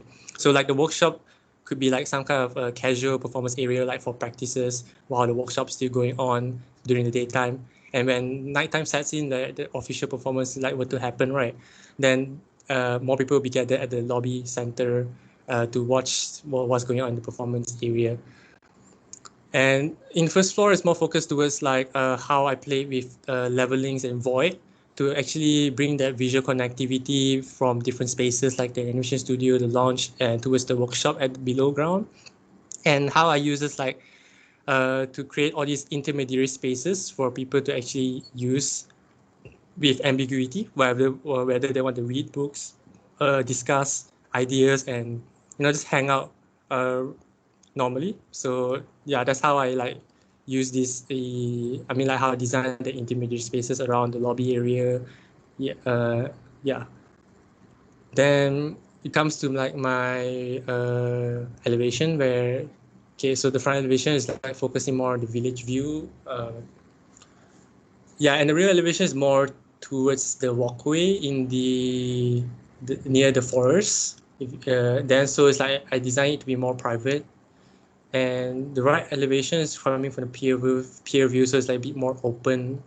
And while the left elevation is like just facing the garden. So yes, so yeah, and it comes to this section where I think you can see like in the few spaces like how I was talking about the void and the different levelings could potentially connect these spaces together visually, and and you can see like there's a lot of steps going on. Like that's where all the intermediate spaces gives us the potential of like how the people can use it to sit around and talk to each other and stuff like that. So yeah, that's all I have for today. Thank you for listening.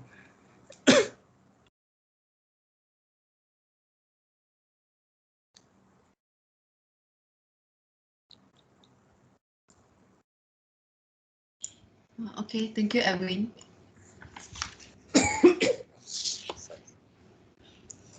Yeah, you are a very systematic student. I like the flow of the presentation, and you really bring us one by one. Yeah, from your studies and then to your design ideas and to your building. Yeah, but the systematic doesn't limit your creativity lah. Yeah, I would say. Yeah. Only a few comments from me. I like how you blend in the kind of modern type of program, which is co-working space, into the building as a program of the building. And because you want to connect all the people surrounding, because in one of the diagram you actually have the circles that you want to blend in the activities, the surrounding activities into your new program, and the community can actually use the space in the building. And I also quite like the sketches that you did of the puppet, because you have a not a square different containing the movement of the puppets. That is very interesting. Even that's a very architecturally defined. And I also quite like the diagram, the sketches that you do for the list of space.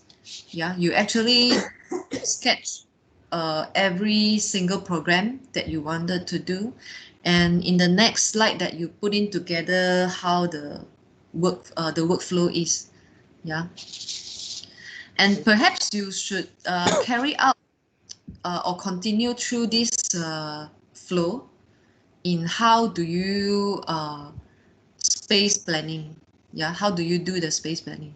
Because you have very nice sketches for the space of list, and also how is the workflow is before you broadcast the animation, right?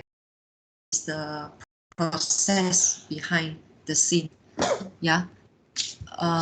If not mistaken, is which slide is that? Can you go back to that slide? Programmatic diagram. Sure. Page 17. Yes. I'm going back. Yep, here. Yeah, this one. But like before is that you actually sketch out every single program, right? Mm. One slide before this. So one slide. This over here. This one. So because this is like how right after your sketches of the puppet movement, right, in the box. And this is very related to how do you foresee people use your space, and it also reflect the scale of the building, yeah, that you're going to design. Yeah. So there's some disconnectivity lah, yeah, from here and to when you're going into your building design. Yeah, there's some sort of missing link in between. Yeah. So because after that you start to experiment on the space linkage, right? Yeah. Yeah, you experiment with the how do you lay out the ribbons, and perhaps you should derive from your this workflow and how do you put in all this program in your building. Yeah, because I saw your intention, like you try to create a lot of connectivity space, yeah, so that people also can read. You have a small library in between your working space. Yeah, so I think you should show how your progress from your initial idea and when you apply in your space planning. Yeah, do you know what I mean? Wait, let me just, yeah. Yeah, because you mentioned about all these small programs, right? Yeah, Right. and the movement of yeah, but how do you apply in your building design? Because the scale of your building, it looks like it's quite massive. Yeah, it's unlike the puppet moving space that you show, which is more much smaller and which is more humane scale. Yeah.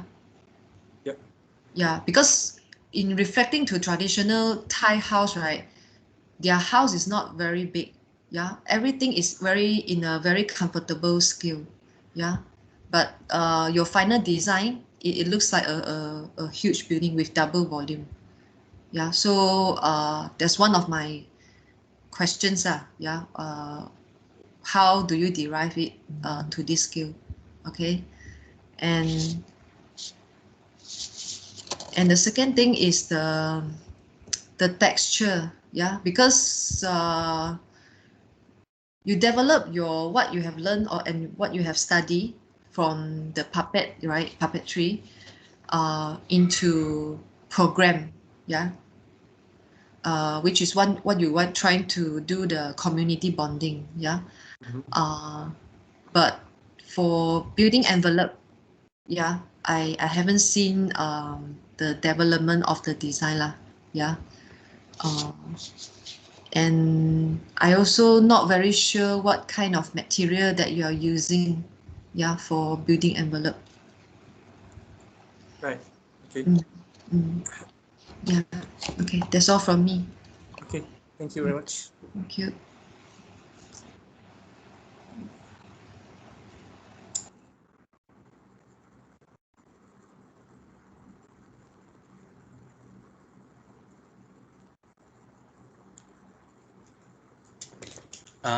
Erna, I go first.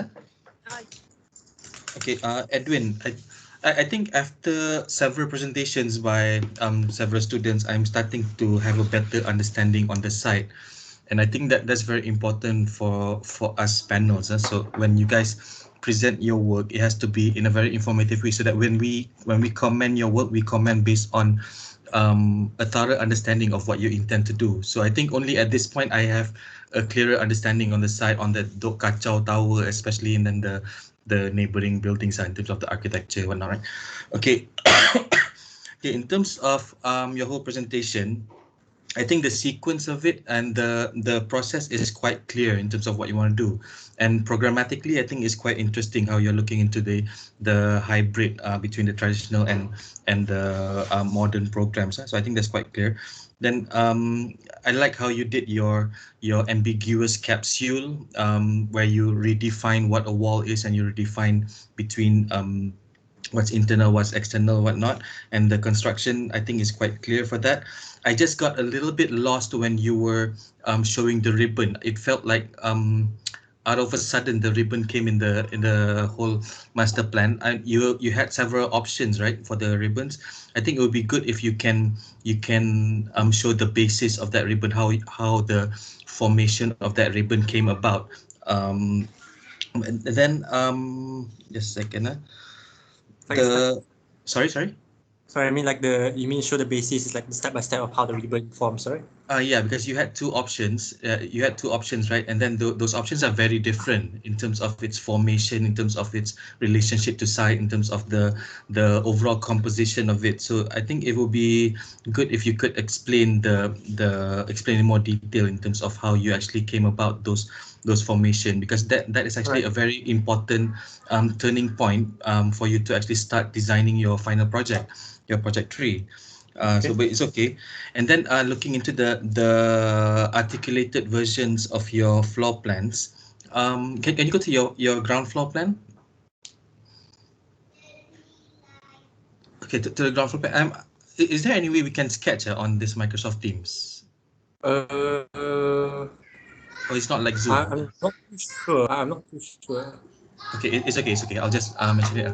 Okay, number one, the part on the upper right, that waiting area, with the toilets. I don't know where there's like so many toilets there, and I can't really define that space here. As opposed to the main building, you have two toilets on that side. I think in terms of the proportions of how you allocate the toilet program, should be proportionate to the occupations lah. And then the performance area. Okay, so the performance area, that is where the Dok Kachau Tower is, right? Yeah. Okay, so currently the Dok Kachau Tower, it's being enveloped by this flowery facade, right? Yes. So that encompasses all four sides, right? Yeah, it's enveloping all four sides. So that means you're taking out two sides of it, so you will accommodate a space for the performance area. And then just the bottom two sides. Yeah. Okay, so, but how does the performance area actually work with the staircase in between that? And then in terms of the viewing area right beside the workshop, I would imagine if there's a performance going on, the workshop cannot actually operate because of the noise happening in the workshop, and then people sitting in front of it, they cannot really appreciate whatever performance is going on. But I don't really understand how that performance area would actually work with the staircase right at the center of it. Okay. So like, actually like what I intended was like the left side of the performance area that's corresponding to the workshop, right? It's more focused towards like a casual or a practice kind of thing. That's why like the spaces was like also not really that well allocated, because like that's the existing structure. So, but like the center one is more like how, I'm not sure. I just like arranged like the whole thing to go inward the other side of the tower. I mean, like facing the opposite side. But yeah, I think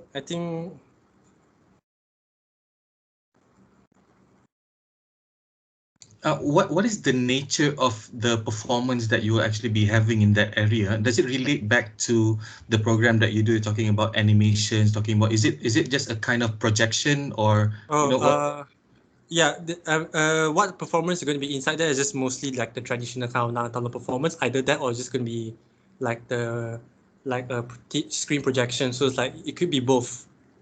So like you could put like probably a retractable screen like in between those area open spaces. Then I mean like open facade over there. I mean of the flowers, right? So usually like Nang Talung traditional performance, they don't really require a lot of spaces because it's only like one person playing that whole puppet with just like musicians around.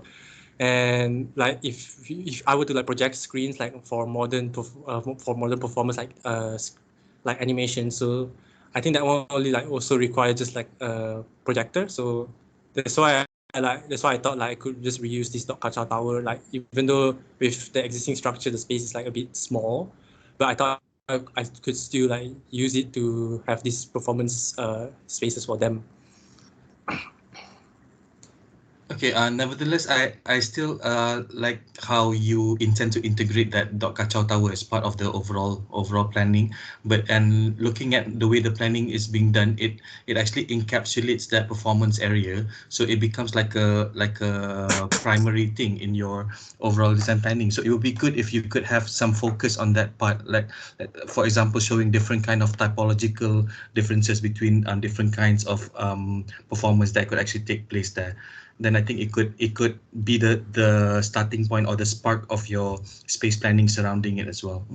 So it's like a bit like could be like a multifunctional kind of area and how I design around it, is it? Yeah, that's how I understand you want to do it lah. Oh, okay. All right, that's all from me. Thanks. All right. Okay, thank you very much. I appreciate the comments. Hi, Edwin. Hi. Me? Oh, okay. First of all, yeah, it's a very good explanations on how you derive all the programs and also towards the end of your final buildings. It's just that I'm also a little bit lost when you were mentioning about the capsule. At the beginning, when you're saying about combined spaces, you mean you're building the overall building itself as a hub, or it was the spaces you are playing with when you mentioned about the capsule? In a little bit more, because sorry. The rest of the I'm also quite lost when you have that capsule and also your dynamic those what do you call that, link, is it, that you play on site? Okay.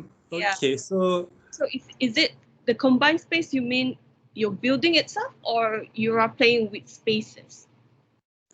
When I play with the capsules, right, it's like just an exploration how I can link two different spaces together. So when I loosely adapted into the building, right, it's like more of how the whole building could actually be.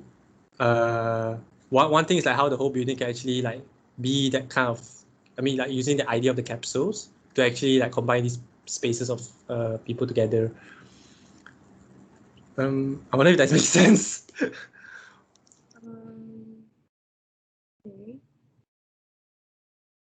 Okay, then for your actually I'm not, I don't really understand. Sorry, because I'm also a bit no, can you repeat the question again? My bad. Okay, maybe you can go back to your slides, like again. Right. Okay. Yeah, because when you're talking about the combined space and then you have the capsule, right? Yeah, this capsule. Yeah, this capsule. So I was actually imagining it as like maybe you have like a secret space where they can actually mingle, and then suddenly, and then after that, when you go and can you go further your slides? Can you go back to that another slide?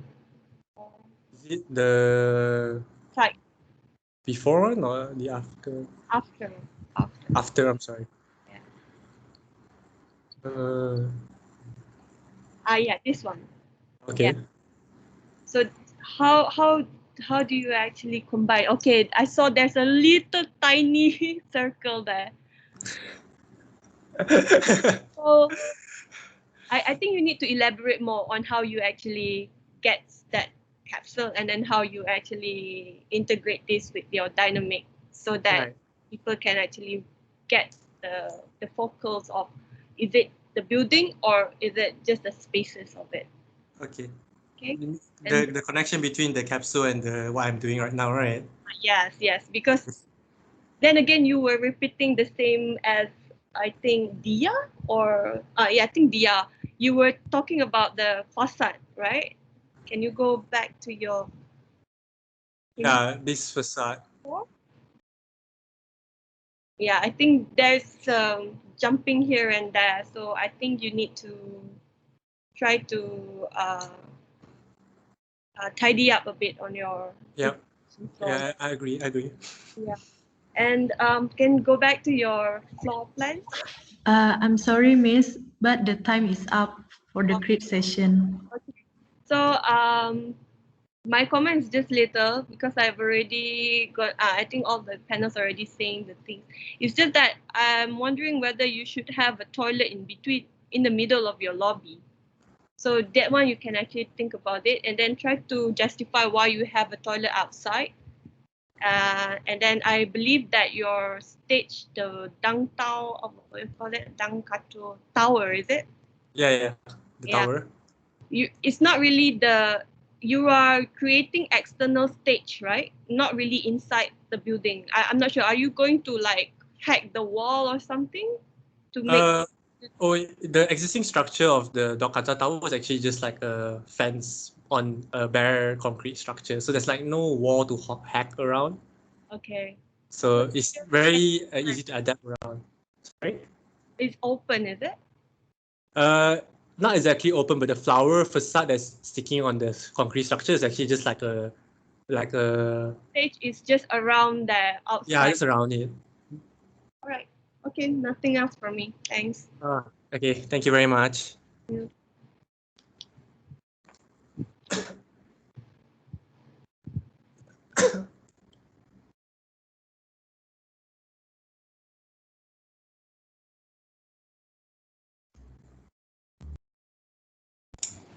Okay, next student.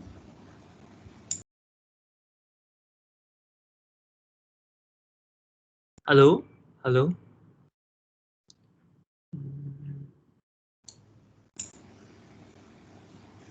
Yeah, we can hear you. Okay, wait, give me a second. Can you guys see anything? Just a wallpaper. You cannot see any UCSI University page? No. No.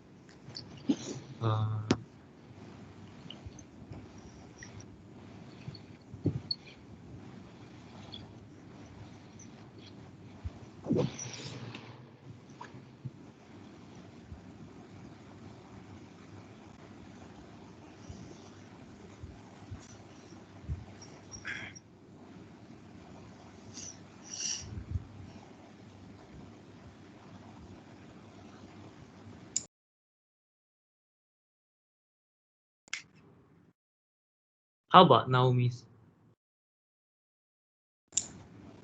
Yeah, still wallpaper only.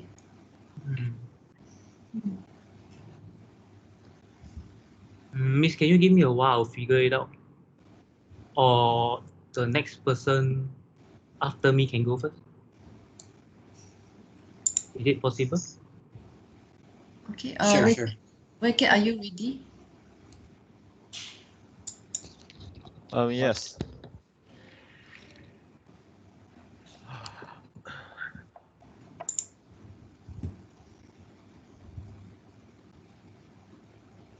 All right. Let me share screen.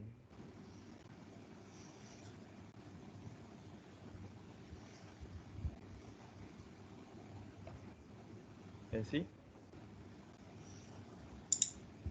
Yeah. Okay. Okay. So, good morning, I'm Wikiet. And okay.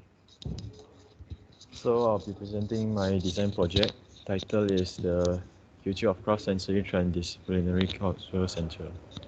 So first of all, in the first project, what I did is research on the mechanism of the Thailand Honlong puppet. This puppet is a three-dimensional puppet. These sketches are these are sketches of the important parts of the puppet, and the essence of this puppet movement is actually tension strings. Strings are the things that controls the puppet movement. And coming to the project 2, so we are supposed to redefine ornamentation, and I define it with the keyword of resonance. And to me, ornaments are supposed to resonate people, remind them of something else after feeling getting in contact with the ornaments. So in short, ornament is like an artwork from an artist expressing themselves to create resonance between people and their artwork. So people can basically feel what they feel. And next, for further research on the Hunlong puppetry, this puppet is actually a long lost Thailand puppet. The puppet is controlled by strings being pulled from by the puppeteer from below. The puppeteer is below and they pull the strings. There are about 12 to 20 strings in each puppet, connecting to the limbs, fingers, and head. And the strings are all gathered to the string board. That means the string board is basically the core of the whole puppet. And yeah, here's an image of it. And below here is this drawing shows the pose of the puppet when you pull the strings following this board.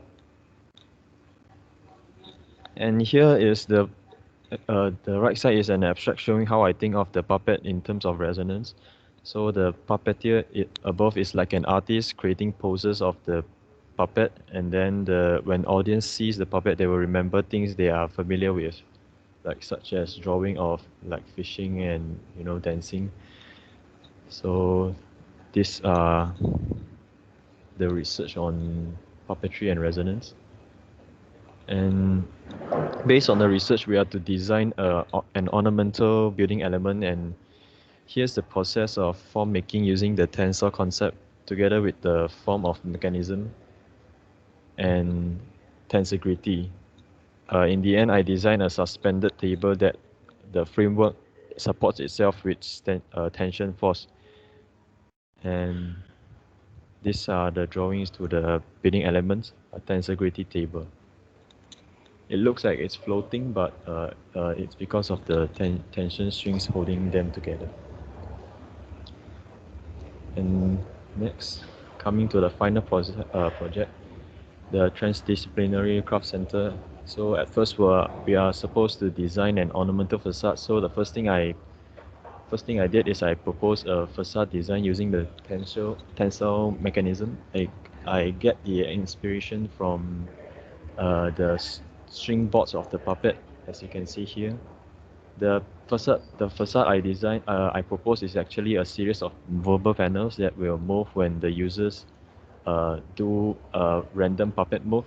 Then the user will experience the puppet directly, and the facade will respond accordingly to the pose of the user, just like how the puppet responds to the strings on the board. So this is the concept of using the resonance concept on the facade and the strings, the mechanism of the strings. And then next I did a field case study on the structure construction of Tyson Crow quarter essence. The main thing I did is to research on the construction of everything, and the other case study is the interactive facade. This one I basically look into the form and how the panels responds to the pedestrian movement.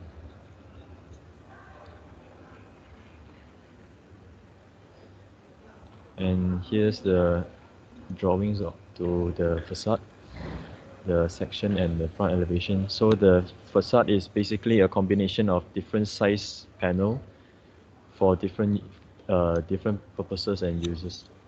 And here's the exploded axonometry details.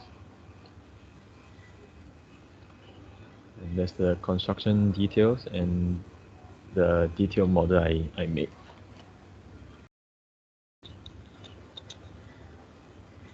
Coming to the site study, I did some simple comparison on the whole site, and then I finally decided that this number 3 is the suitable zone for my design as it is further away from the entrance, which I think I put the entrance here, and then the site is at here. That means the whole walk is long, and longer walk means longer journey, and longer journey gives better and more experiences.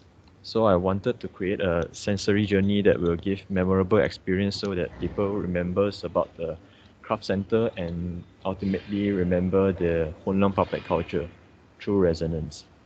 So the journey has basically has 4 stages. 4 stages, they are the exposition, inciting climax, and the ending. And at the beginning, people are exposed to the whole site. They will feel the Thailand culture and also the puppet culture, but only as an intro, as it's just an exposition. And then next they will come to the stage where their 5 senses are basically denied, so that this will create a sense of mystery and give them more curiosity to find out more. After that, they will reach the hierarchy of the whole journey, where they can find fully experience the puppetry and their culture, the Thai culture to the max.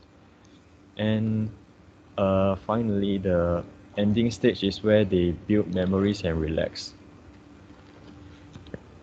Next at the right side is the important spaces that are essential for this design. First is the classroom. The classroom is a space for the visitor or tourist to come and learn to how to play with the puppet. And next is the performance auditorium. This is a place for them to enjoy puppet show and have a chance to perform what they have learned from the class, if a chance given to them. And then there is the Thai food stall that is within the garden to make them feel like they really are the Thai food stall, to make them feel like they're really being at Thailand, so they can experience the Thai culture more. And lastly, is the floating store, which is also an important place for them to get some souvenir and buy some local goods to build good memories. So alright, so the bubble diagram is just to showcase the planning of spaces within the site. And back to the journey, the first stage is exposition.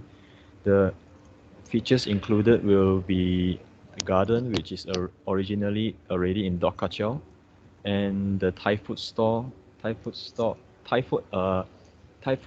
and puppet toy stall to introduce visitor about the culture. So this is basically the main thing I want to do in exposition stage. And the inciting stage is basically just a tunnel with mural related to Thai culture all over the internal wall. So the tunnel is to create low lighting space, and the mural distract people from concentrating on the hierarchy, so they will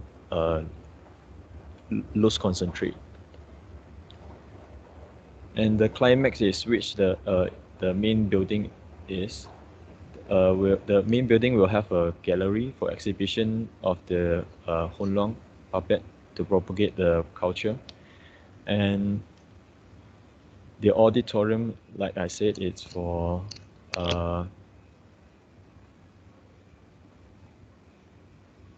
performance and festival activities, and the classroom is for learning and experiencing the craft. Lastly, the ending, which would include the floating shop and the dock for people to end the journey and live by boat. Next here is a diagram showing the features I plan to put into the main building. As you can see, there are high structures for better viewing experiences, activities of tensile hanging structures, and dining with appealing view of the river, and there's the river floating boats shop included.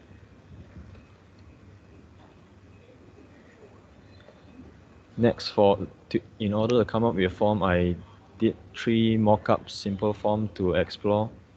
only on the form, and at the right side, this is just a process I do to get a finalized form from the for the whole building. And this is the roof plan. There's the site plan, or you can or it's the roof plan. The entrance to the site is by the left side, and so they will follow the path and reach to the stores. Then to the tunnel, and then to the craft center, the main building, and in the end they will come to the floating shop and leave from the dock by boat. So at the ground floor of the building, the entrance will lead directly to the gallery, which is where the exhibition is held. Then they will get to learn stuff there, learn stuff about Thai culture and the puppetry. Next, they will come to a courtyard and then to the auditorium, where the performance is held. And then after finishing with the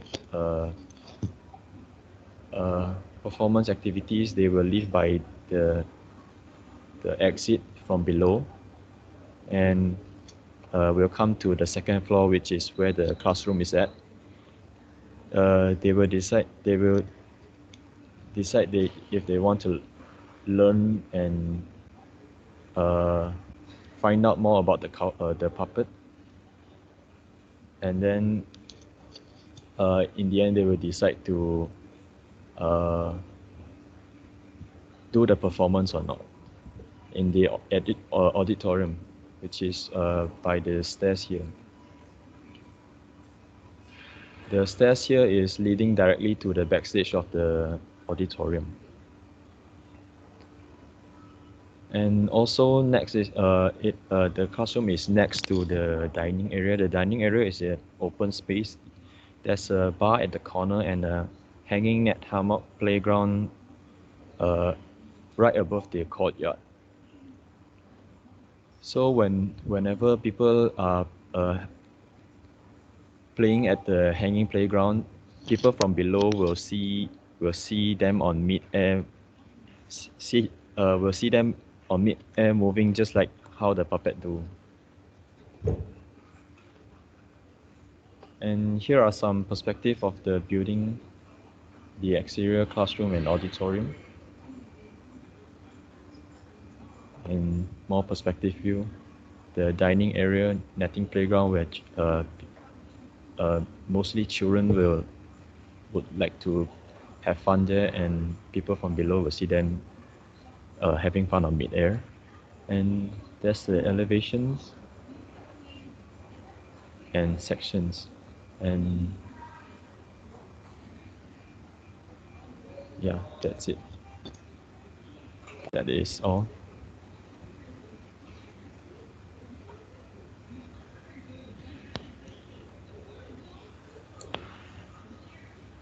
Hi, Wicket. Yes. Your facade now, you are using this interactive facade, right? Yeah.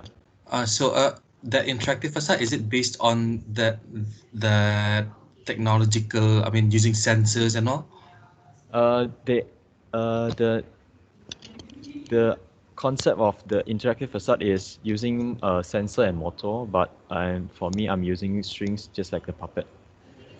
Okay. So you're still using strings now? I'm using strings like this diagram. Okay. Then okay, can you go to the, I think, slide number 34, 35. Okay, the one before this. Okay. Before I comment on this, I think the overall sequencing, I think, is all right. The content, I think, is okay, and then how it's being brought to the final. I was hoping for your facade to be manual. That means you can control by string. So since you clarified that, I think it's fine. Okay, but looking at your floor plan, right? You said you were going through a certain journey. I think you had the exposition inside, all those, right? And then this is where the climax is. So if you look at the so-called climax program where you have the auditorium. Sorry, can you go to the slide before this where you have the auditorium? Okay, so this part. An auditorium, that's a very introverted program. So that means whoever the occupants are, they will not have any kind of relationship with whatever's outside. But in terms of again, how you might not be really capitalizing on the site condition itself, is where you put the auditorium and inverted program right where the best part of the site could potentially be, which is right where the water body is. I think that's a not so advisable move lah. But at the very least, if you had some kind of spatial extensions outside of the auditorium, you see, like for example, like the Sydney Opera House, right? So right surrounding the Sydney Opera House are all public spaces that people can actually utilize and enjoy the view, whatnot, right? But now you are terminating that whole journey with something introverted. It blocks everything else. And then you also have a connection to the floating shops, and I thought that floating shop would actually be a nicer termination. But the journey for you to go to the floating shop is you are going through the corridors by the services, by your washroom and all. I thought it would be nice if you could address it in a more celebrative way lah. And then go to the upper level. Okay, I think this one is fine. So you have your dining on top. That has quite a nice view with the mini bar and all. And then the classroom, I'm assuming it's more of a workshop, not really a classroom. Yeah. Am I correct? Yeah. Okay. Because the geometries of it is a bit questionable lah. But if it's a workshop, I think it's fine.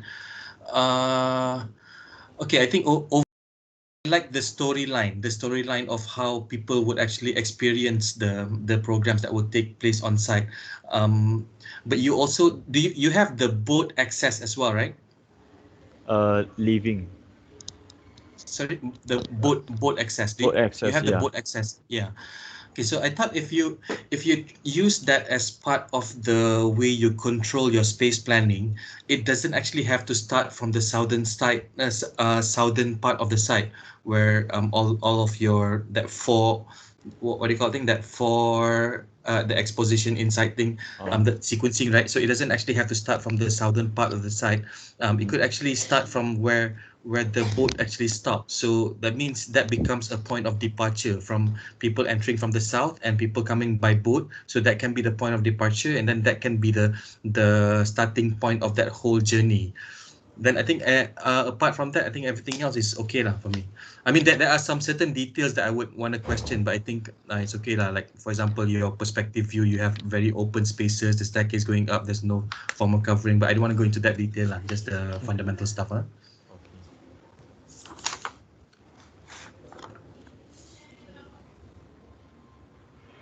Thank you, sir.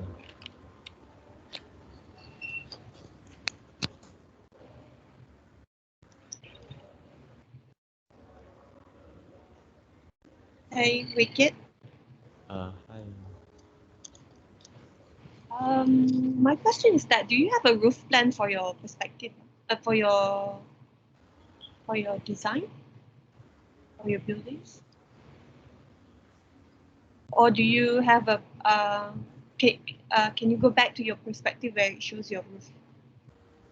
My question is that is your roof enclosed on that side? The front part, yes. The other side, no. No. That one which is covered the dining, is it?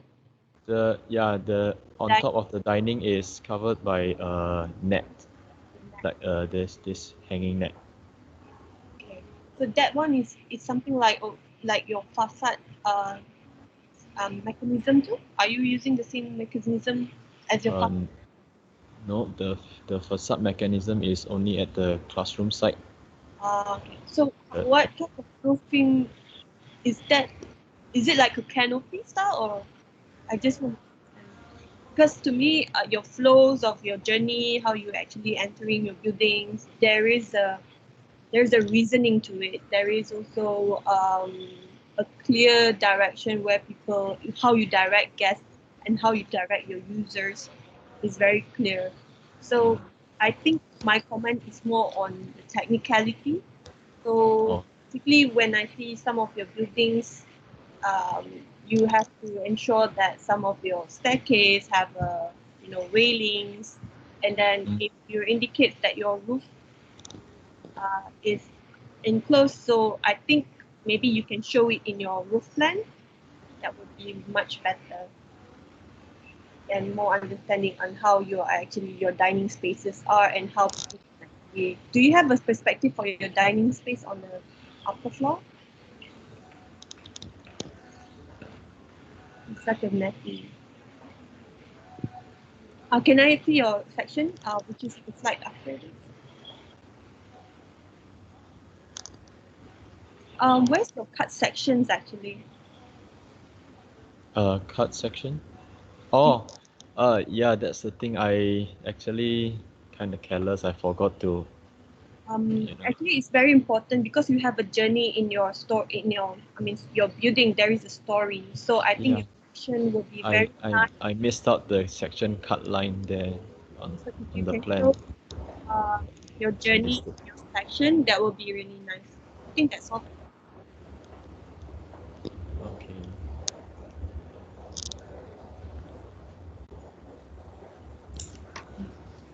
Hi, Wicked. I like how you carry throughout the concept of resonance, from the beginning until to your building design. Just that one question, because you are actually introducing the interactive panels, right, for the users. So where is it in your plan? It's by the classroom. So so they can learn it and experience it at the same time. It's a better way to help them understand. Okay. Okay, I think first and foremost, I like how you understand like every art piece that it's like carrying certain message to the viewer.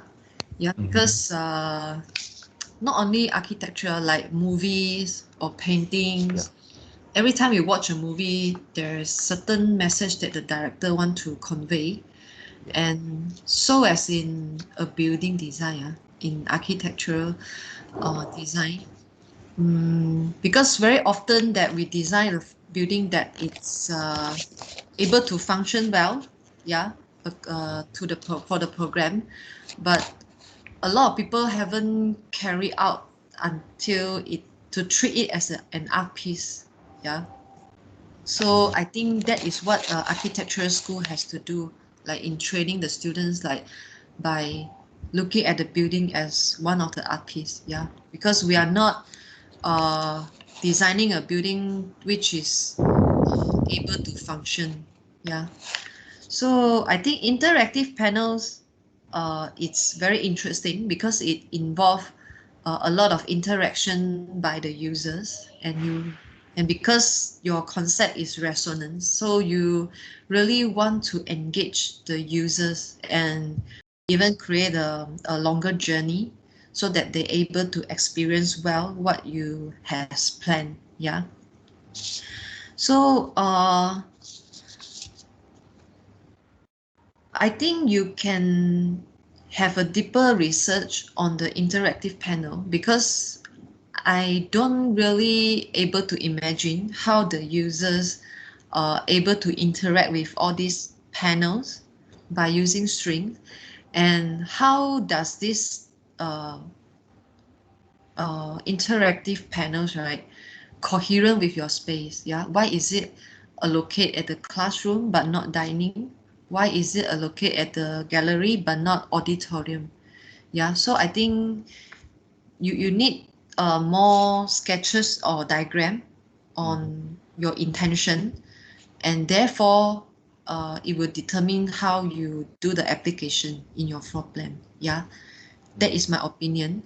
And looking at your layout, right, you has a very big building footprint, and you also the space planning is very directive. Like you really force people to go through the gallery first before they enter to auditorium, and then they has to pass by the auditorium, then only able to access to classroom or dining. Yeah, it just like a puppet. Yeah, you really have full control on It's just how I it is. I don't want them to skip the journey.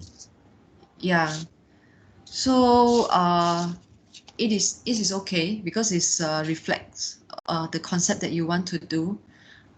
Just that the spatial experience, yeah, I think you have to put more attention to it, especially on the auditorium. I agree with Amil, like it's a very confined space, and you put it against the water feature.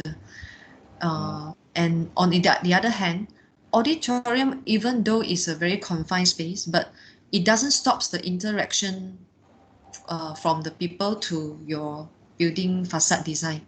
Yeah. So when the auditorium is in use, your interactive panel can close up the whole envelope. But when the auditorium is not in use, it can be a openable panels, right, to allow air ventilation, things like that.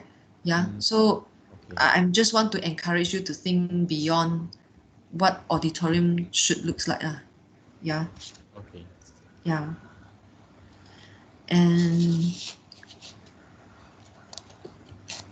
also the material for the interactive panels because seems like your building heavily using the timber material, right? So and using timber, there's also a lot of method. Yeah, like how do you whether you want to use timber panel or timber strips.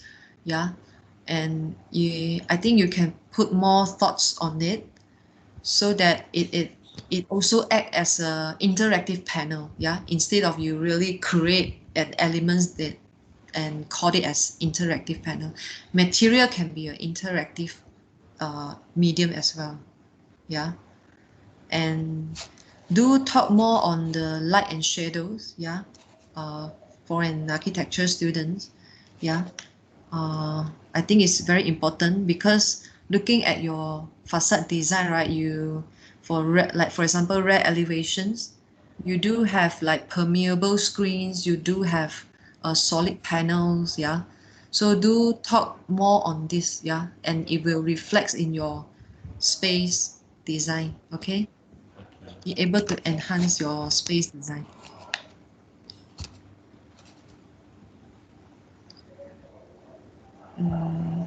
Yeah. So looking at your section XX, right? Your interactive panels are mostly on the left, yeah, and not on the right.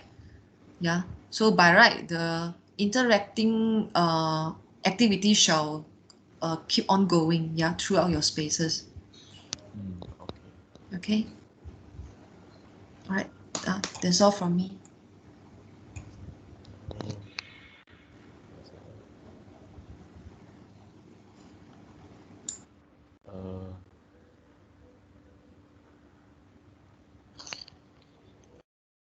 Comments, and I'll stop share lah.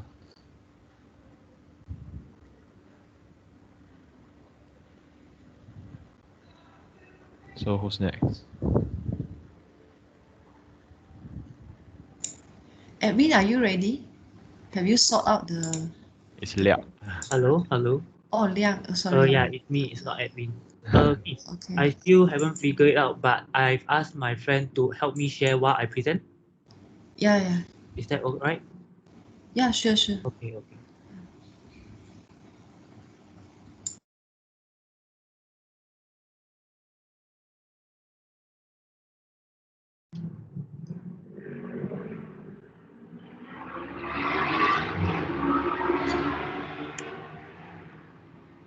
Hang on, miss. My friend is opening screen sharing.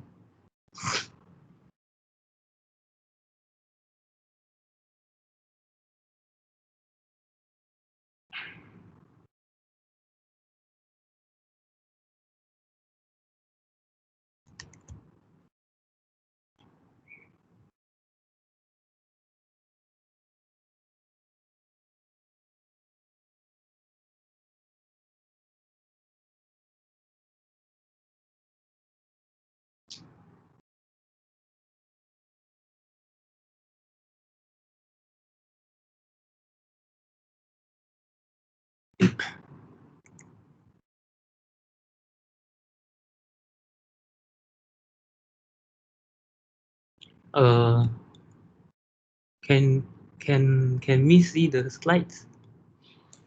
Can. Okay. Okay. Firstly, I'm sorry for the delay. Okay. So this is the project one, the group work. So Bang Kachau is a man-made island made up of 6 different districts, and the origin name of Bang Kachau was Nakhon Khuan Khan City. The name was given by King Rama II back in the 1815. Bang Kachau is also filled with lush vegetation and rich biodiversity. Next, dear. Okay. So, the impact present on Bang Kachau after 43 years of conservation, the first impact is the Bangkok population increases, thus buying more land in Bang Kachau. The second one is rise of sea level, acidity in the water. And the third impact is increasing population from upstream industrial over endangered agriculture. And lastly is the farmers will slowly leave or quit the plantation due to low labor. Next. So this one is the history of Chao Phraya River. Next. This one is the historical timeline of Bang Kachau from 1915 to 2006. Next year. So Bang Kachau is a man-made oasis in the heart of Bangkok, well known for its urban jungle that are visible from higher floors of many apartments along. So why is it called Green Lung of Bangkok? Because the huge amount of trees eat up the city's air population and thousands of mangrove trees around the perimeter of the island. All trees and greens are protected by the governor. So what makes Bang Kachau a popular tourist spot? Firstly, cycling around Bang Kachau, as there are many bicycle rental shop there for tourists to rent the bike. The Bang Nam Pian Floating Market, Seri Nakhon Khan Park, and Wat Bang Nam Ping Temple. Next. So this one is the micro analysis for Bang Kachau Pier. Next. Same as well as this one. This is also the micro analysis. Next. So moving on to my project 2A, the keyword for the 3 keywords are functionality. So for craft is functionality of the character. So in wayang kulit, puppet have many different colors. For one puppet, there may be several puppets with different clothing and with different colors to indicate its mood. For example, gold represents harmony, love of beauty, and final things in life, whereas the black one represents more reflective, inward-looking characteristic, calmness and control, but can sometimes mean anger and strength. For red, it represents physical strength, but a tempestuous of fury, and the white will represent flexible character that are knowledgeable and full of life. So next, puppets are categorized into 2 groups, good and evil. So the evil puppet characteristic will have bulging eyes, defiant anger head, bulbous nose, facial hairs, showy finery, bad fangs, white stance, and fatter bulgy shapes. Whereas on the other side, the good puppet characteristics will be slit or almond-shaped eyes, bald head, long pointed nose, no facial hair, light finery, and no teeth showing. Next. So for ornaments, I do think that ornaments do serve a purpose in our everyday life. Like ornaments are not just there without a function. It always serves as a function or a purpose. Next.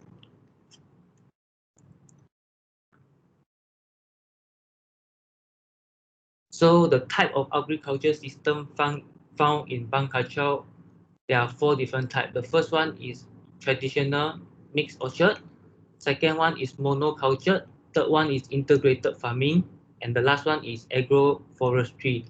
So in addition to producing agricultural products, the 4 agricultural system also provide services for the promotion of rural tourism in the area. They are classified into 3 groups, which are accommodation, health services, and agricultural learning activities. Okay, next. So this one is my new grammar of ornamentation drawings. Next. So for my building element, I've decided to choose the wall. So I decided to choose the wall and make it into like a vegetation wall instead. Like I put the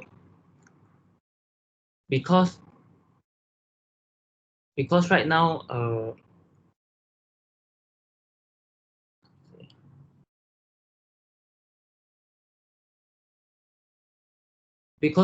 that like where like more land is used up, like less agricultural farms are available now. So I've decided to go with a vertical wall, vegetation wall. Next. So this one is my progress for the vegetation wall. And next.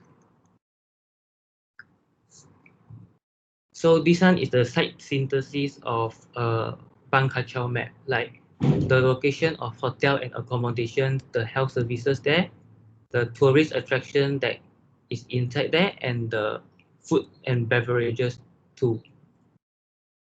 Next. So to my ornamental facade study, the case study one, the building name is Naman Retreat Pure Spa. Is located in Vietnam and is designed by MIA Design.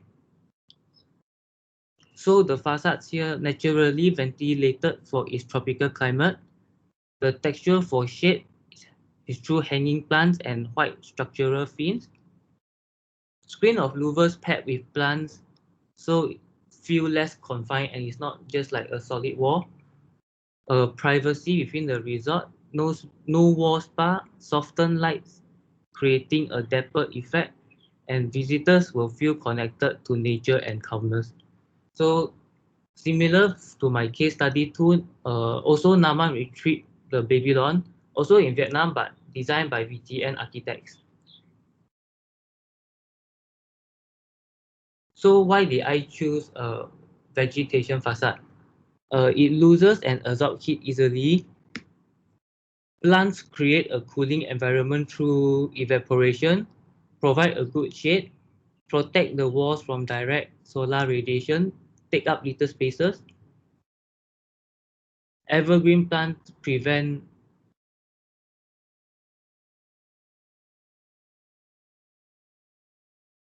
cooling during winter.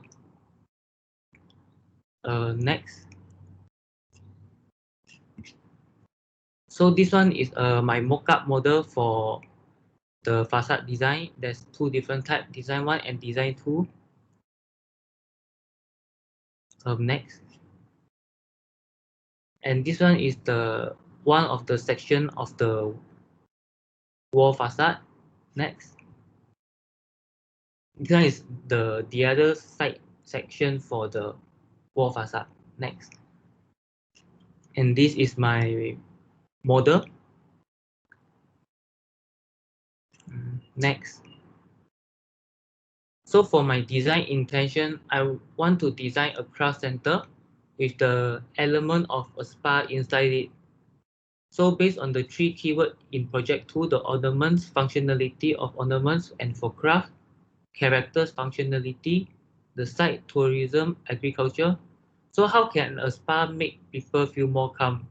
They play music in a spa, the smell of essence through candle, diffuser, or essential oil. And the lighting setting, the example given is like a dim hallways. Next. So this one is my site synthesis. So on the left hand side is the residential area, and this is the flower hill with the flower tower in the middle, and there's another residential area, but it's on water and it's located beside the main entrance opposite the ticket booth. Okay, next. So this one is my another site analysis. The sun will rise from the east and set on the west. And my proposed site is the red color barrier there on the map. And the wind direction is coming from the bottom, blowing towards the river. Okay, next. So this one is my bubble diagram of the craft center design. Next. And this one are the schedule of accommodation, the spaces, the number of users in each spaces, and the size, the area, and the space height of each area. And the total area excluding the courtyard will be 587.6 meters square. Next. So these are my form development throughout before I come out with the final design. Next. So my final design will be something like this. On the, like I just sketch it out in the middle of the map, the layout. And next. So this is my site plan as I've jotted down 1, 2, 3, 4, and the first one is lobby and entrance. The second building will be the museum and gallery, and the third one will be cafe, and the fourth one will be a workshop. So that's my site plan. And so below bottom here you will see my site section. So these one are all my roof plan, all the elevations, and the floor plan for each building block. Next.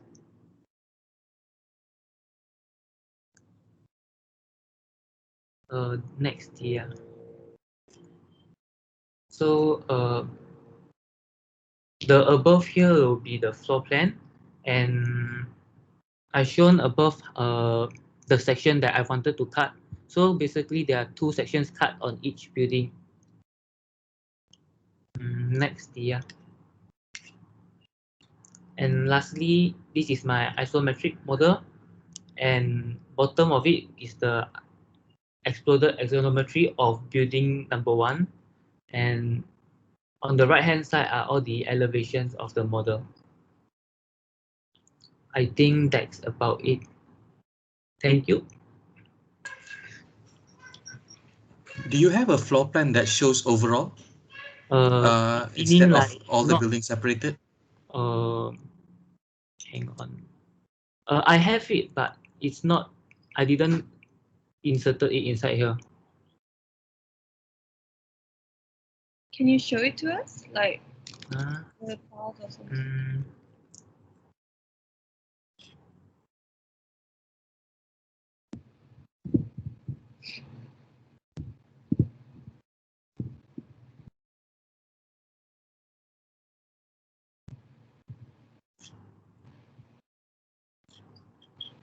I believe your friend is sharing the file for you. Does your friend have that floor plan? No, my friend do not have the floor plan. So you don't intend to show the floor plan for your final review? You mean like the floor plan overall, like not one by one, right? Yeah, like what you're showing now, but the floor plans instead of the roof plan. Hang on.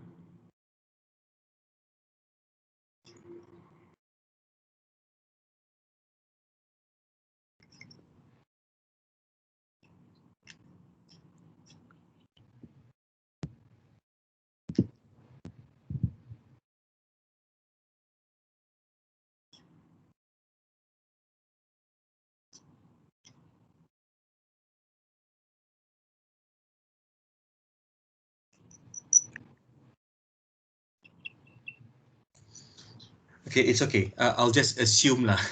If you can show, I think it's going to be a bit troublesome for you to transfer your file, the file to your friend, and then your friend. I think it's going to be a bit troublesome. So I'll just comment based on what I understand from your presentation. Okay, so okay, one thing I do like about the proposal is the scale of the buildings. It is sympathetic to the site. So, and the configurations of the building, I'm not entirely sure what are the actual spaces within all these blocks because we don't have the floor plan, and I don't see the. I have the floor I plan don't. for like each, and I can go through with them. But for the floor plan that is like on this side plan, you see that one, I don't have it. Yeah, you see, because the spaces are, you have it in a composed manner, so that means the relationship between each of the spaces actually matters. So you're not designing individually. Your buildings does not work in isolation, so it works with relation to the buildings next to it, to the spaces next to it. So that's why it's important for you to show that particular floor plan, that particular composition, for us to actually understand the relationship between the different blocks. So since you don't have that, it's okay. I'm not going to talk about the relationship between it, but I think the scale of your buildings, I think, is very sympathetic to the site. It would be nice as a small cluster of housing. It would be nice as a small cluster of galleries. It can be nice as a small cluster of anything.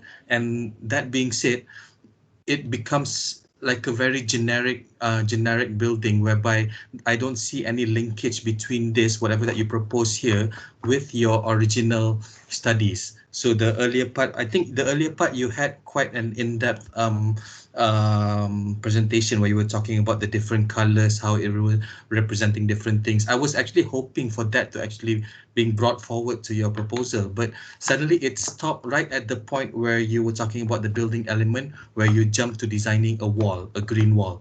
I think that became suddenly out of topic. It's like all of a sudden that green wall came in the picture, and then the reasoning behind the green wall is also, I think, very undefined. I heard you mention something about how how the green wall is supposed to prevent cooling during winter. I'm not sure if there's winter in Bangkok. So but I think that there's a lot of ambiguities here, a lot of things that are quite undefined. And I feel like whatever that you are showing today, I'm sorry, this is just based on what you show on slide. Okay, so I think whatever that you're showing today would be appropriate if this were to be a final crit, perhaps not a final review. I think a lot of the works are still very incomplete. I don't know. Do you feel like this is a completed work, something ready for final review? To be honest, no. Okay, so if you say that, then it's fine lah. Yeah, But if to you be honest, no. Okay. I think that's it from me lah. Okay, thank you.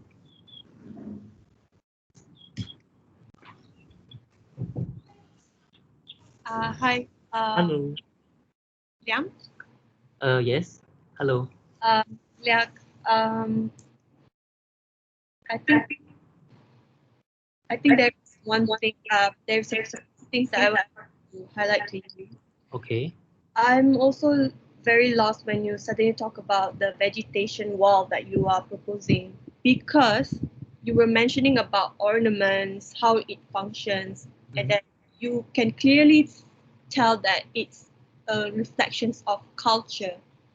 And when you talk about green walls, you were totally explaining to us about the sustainability, the green, I think because in my site for project 2, the site where the agriculture tourism part, where I decided to like move from a horizontal farm to like a vertical one. So I just like apply the plants onto the facade.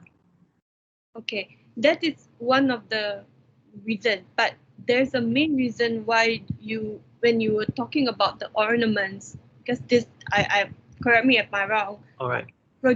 Your project is talking about, like, when you talk about the first slide, you're saying about the ornaments and then how it reflects to your facade, and then you come up with the green wall, like totally green. I was actually expecting something like when you talk about the Nangkalu, right? The wayang kulit thing, where they have all the patterns. I think you're not studying it thoroughly enough on the detailings, because there's a lot more things that you can actually grasp on in order for you to create a more interesting facade. Okay, let's say you want to have that vegetation walls. There must be something about it that is interesting, that reflecting the Nangkalu. Do you get what I mean? Oh yeah, I get what you mean. Well, because there's a lot of things you can reflect on, because you're talking about culture. Culture is very diversity elements. So you can actually extract from colors, patterns, detailing. So I think you need more depth study on that. There's no wrong for you to actually to actually implement vegetation wall. It's just that you need to firm up and justify and be more experimental on it. And then the second thing is that when you talk about your building functions, you want to create something like tourism, like a spa. Mm-hmm. So I was expecting more like more on spa is something. It's like a therapeutic buildings, right? Yes. So that's why you come up with musics. You come up with essential oils, and also. But to me, I mean, personally, I feel like it's more artificial solutions, where you can actually talk about more depth in those five senses that you can actually come out from your sight context, where you have touch, you have your visual, you have your senses. You can actually play around with the river, the element of water, where it actually gives you some soothing experience to your building. So that's another one more issue, concern. And then the third one is, I actually don't see your program that can actually come up with the space function, meaning how do you come up with your building? I don't really see a clear flow. Maybe you have all these bubbles diagrams, it doesn't project it in your presentation. So I think that's where the missing thing is, that I don't think it's complete. Yeah, that's what I mean. So that's all from me. Okay, thank you, Miss.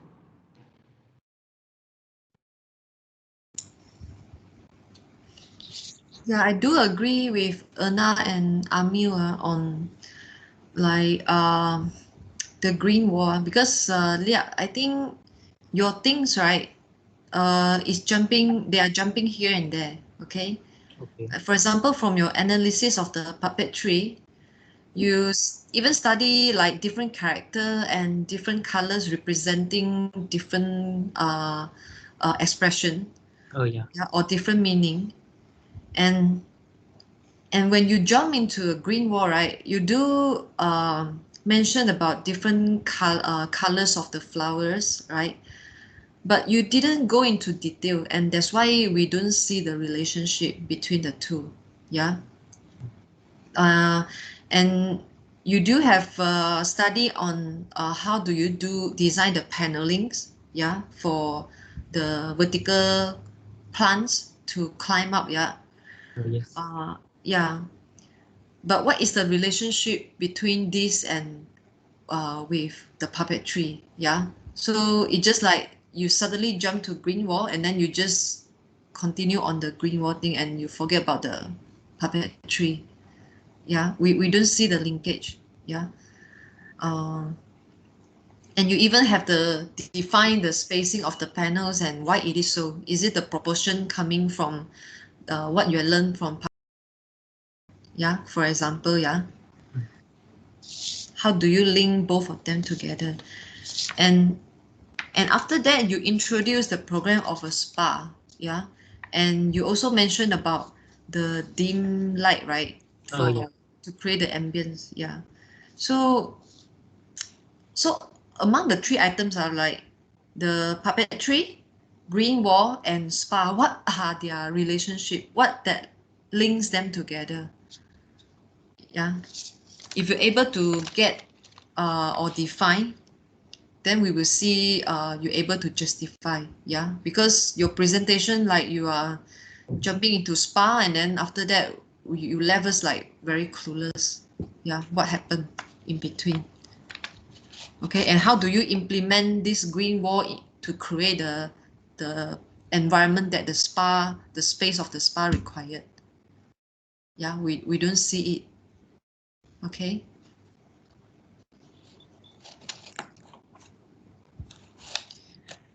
And your building, why we keep on asking the overall space, right? It's because right now you're in semester 4, year 2 student, right? We don't design building individually, yeah. We actually, the space that we plan or we allocate is actually by responding to the site context, yeah. Why do you allocate entrance here? Is it because it's easier for accessibility? Yeah, and then why you allocate your spas rooms are at the north? Yeah, is it because closer to the river? Things like that. So that's why it's very important to show the overall floor plan during the session or even during the creek session. Yeah. Okay. Yeah, and also the floor plans that you show or elevations, right? It's just a boxes, yeah, on a paper A1 or A0 paper. Yeah, so we don't able to understand well. Yeah, because by designing building individually is very straightforward because you don't have any site context.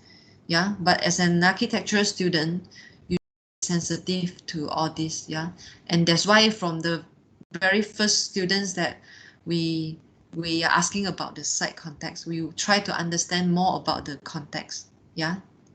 Okay. So in every presentation, please make sure you have all this basic drawing, yeah, because it helps you to tell us more about your design. Yeah, all these are basic drawings, and I would say 3D model will come much later. Yeah, so architectural drawings, plans, section elevations, and roof plans, these are the essential presentation material. Yeah. Okay. Okay. Okay. All right. Okay. Thank you, Miss. All right.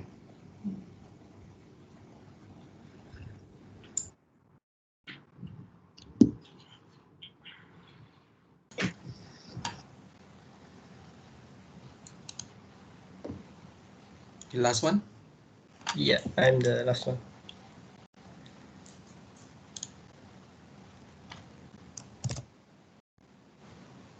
Can see my screen? Can. Okay. So I'm Yingyi.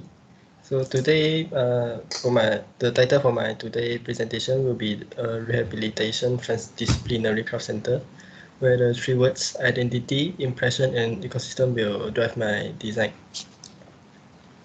So in previous work, we are tasked to find a new grammar of ornament. So my new grammar of ornament would be identity. I believe ornaments portray identity of one's and it is irreplaceable. For example, apply an ancient Egypt ornament at Europe, the ornament will still remain as identity of Egypt. So the identity shows the distinction and uniqueness of the ornament. So for the drawing of new ornaments, I extract the individuality of the site and merge into the design character build up of the puppet character. So for example, these three leaves and the three roots represent the three forests that have in the bunker. And then here are some of the elements that, such as the flora patterns is to represent the flora at the Dokachao, and then the ditch pattern is to represent the agriculture activities at the Bangkachao. So here's the end product. So in terms of an extrinsic is to show the impression of the site and the puppet itself, and then the intrinsic is to show the meaning behind this drawing, is to show the shadow puppet and nature can bring harmony in the hectic city of Bangkok. So the next task is the ornamental building element. In this practice, I research on the distinction of patterns of each puppet character, such as the king, the queen, and the god Shiva.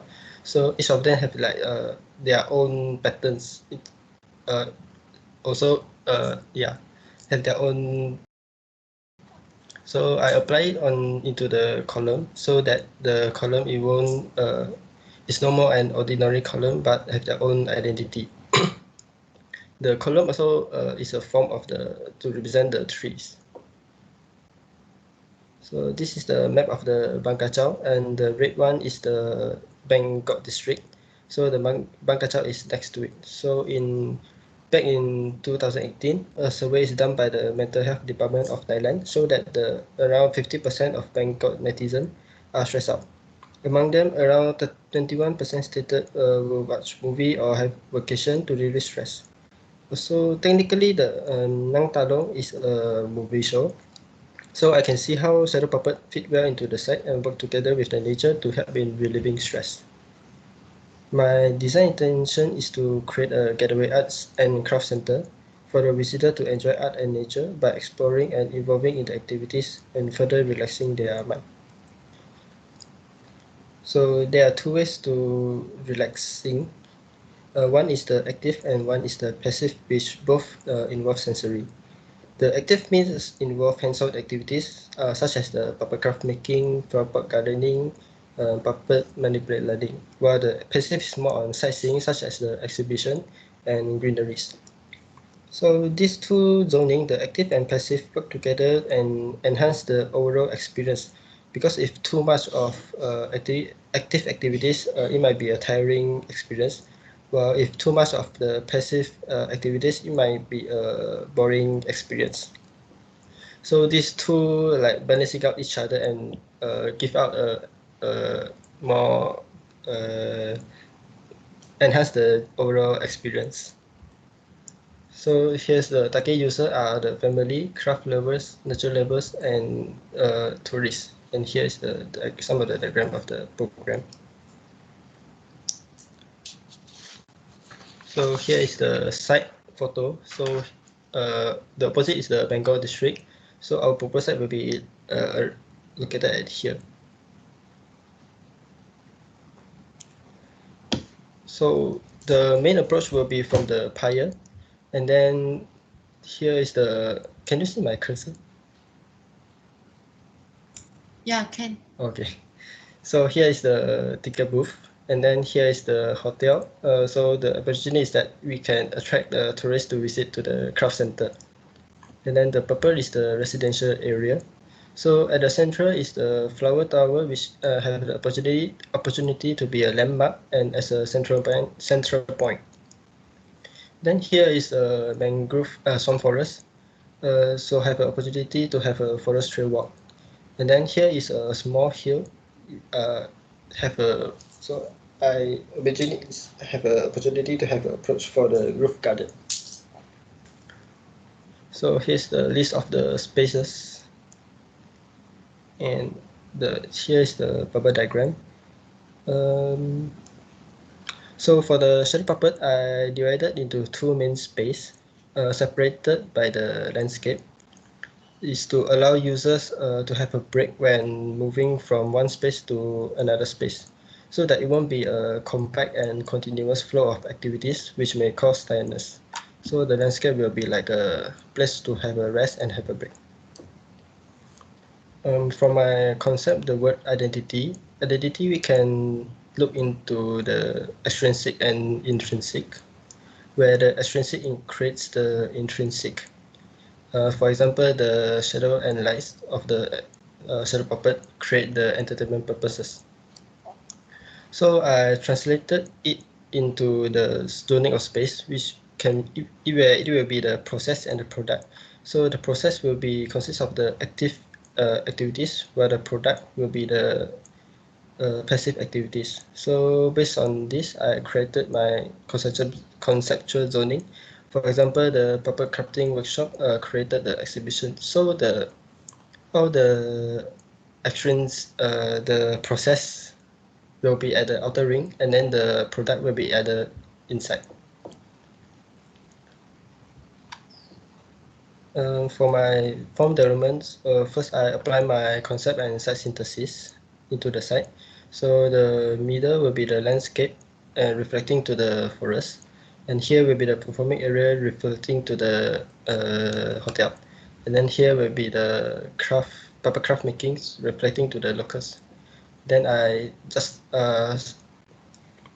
identify out all the spaces and then the services, and then open up the access. Then I play with the volume where the intrinsic will have a greater height, because to show that the intrinsic will have more message. Then for the facade proposal, I propose at the extrinsic area, because talk about extrinsic is to attracting people, so the facade will be proposed at the extrinsic. And then the last, for the roof, I simplify the traditional Thai roof and to enhance the richness of Thai culture. For the facade proposal, if we look into the shadow puppet in terms of the extrinsic and intrinsic, the extrinsic of the shadow puppet will be the moving shadow and the void, while intrinsic will be the interaction with the audience for entertainment purpose. So the facade I'm looking for is a facade which can create a moving shadow and have user interactions. So for the case study, for this one, the case study I'm looking for is the active facade, which can have the facade is keep changing and affect the shadow insights. And then while this one is an interactive facade, I look into how interaction can attract user and also become a feature to learn, because this is a kindergarten. And then these rotatable panels allow the children to play with it and learn about the colors. For the third one is I'm looking for the construction technical issue. So in Thai shadow puppet, the puppet is made by the twin translucent cuff height by man punching hole into it to create the patterns. And then a bamboo shoot is used as a support. My design intention for my facade is that to make architecture itself to be an exhibit for Nang Talung by allowing users to interact with the facade and get to know the material used in puppet making. So the material used will be same as the puppet, which are the bamboo and cuff height. By this, the facade will become part of the exhibit on the material used in puppet making.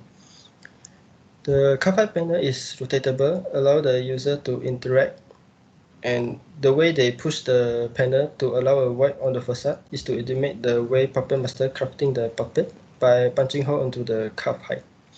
Generally, my idea is that the facade able to interact and generate fun, yet portrays the Nang Talung itself. So these are the drawings of the facade. So the vertical one will be the bamboo, and then this panel will be made of the cuff height. And this is the proposed site plan. So on the roof, here the central will have a roof garden. And then the central will be the landscaping and the gardening activities. So I propose access from the hotel, because mostly, and then I locate my performance area at here, because like mostly tourists come back at hotel at night. So at night they can come over and have a shadow puppet show.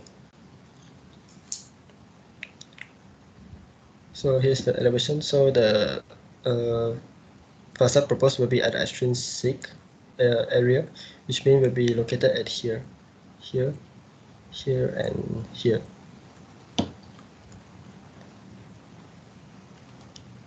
And then I apply the ornamental building element to further enhance the identity of the shadow puppets. So for the space, so during daytime, the two separated groups of the participants of music instrument learning and the puppet manipulate learning, like after they finish their courses of learning, so they will come into the performance stage and become and perform together. Well, for the exhibition, a wall will separate it into two areas, which one is the dark, one is the light. Is to convey a message where the darkness and light coexist to let us understand shadow puppet. Here's another section where the landscape at the center divided the two main spaces.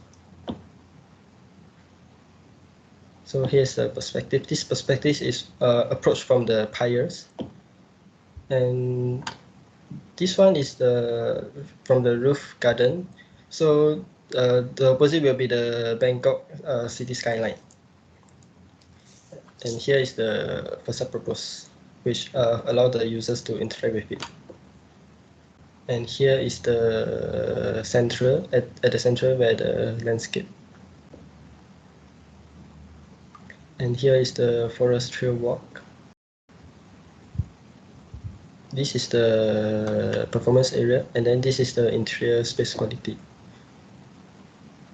Yeah, and then this is the overall site. Yeah, that's all for my presentation.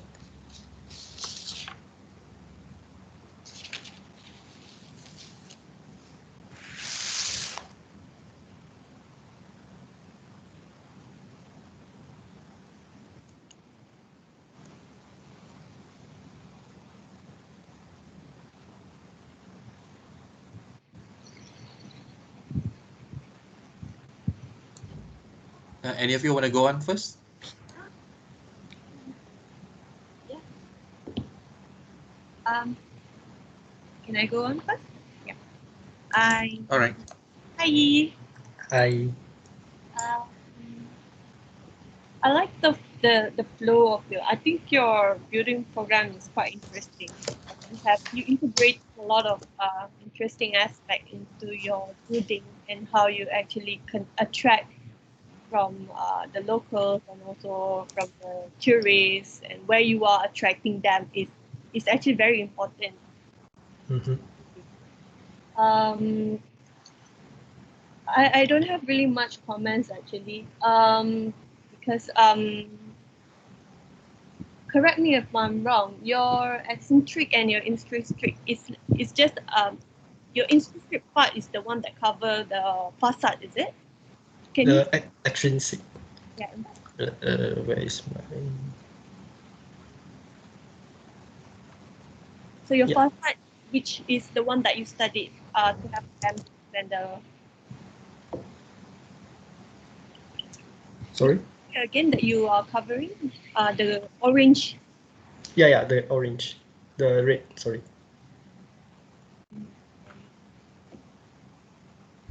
Would you mind refresh me again your reason to put there?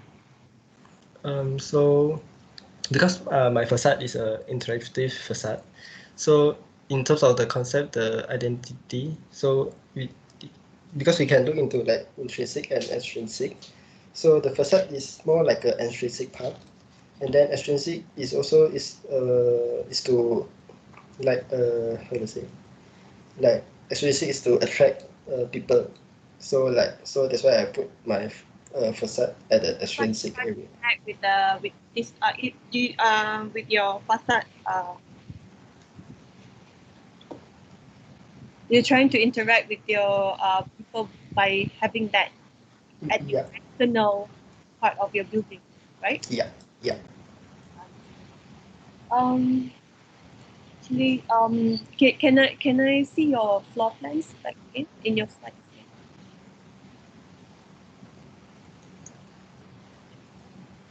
So where do your forest trail starts from? Is it from the first floor or the second up from the ground floor? Ground floor.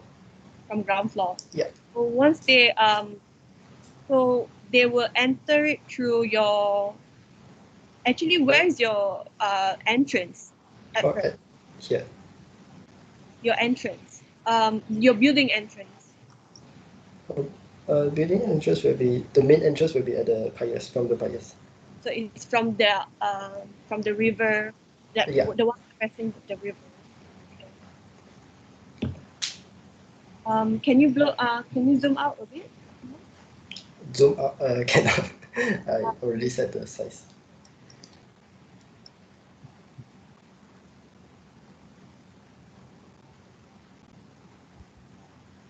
I think I quite like how you actually derive your space planning, and then I think it's about the right size, even though I'm not really sure how big is your area that you are developing. If you can provide that, that will be nice. And then also if you can provide me like a program diagram where your colleagues, your postmate also did, it will be much interesting for me to actually communicate that. I think that's all from me. Yeah. Thank you. Thank you.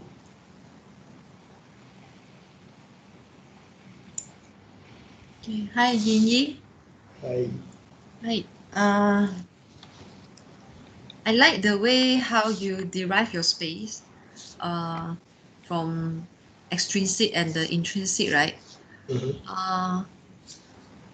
I only have some minor comments on your ground floor plan because, yeah, the transition, because you have like three main extrinsic space, right, which is the performance area, flower tower, and exhibition.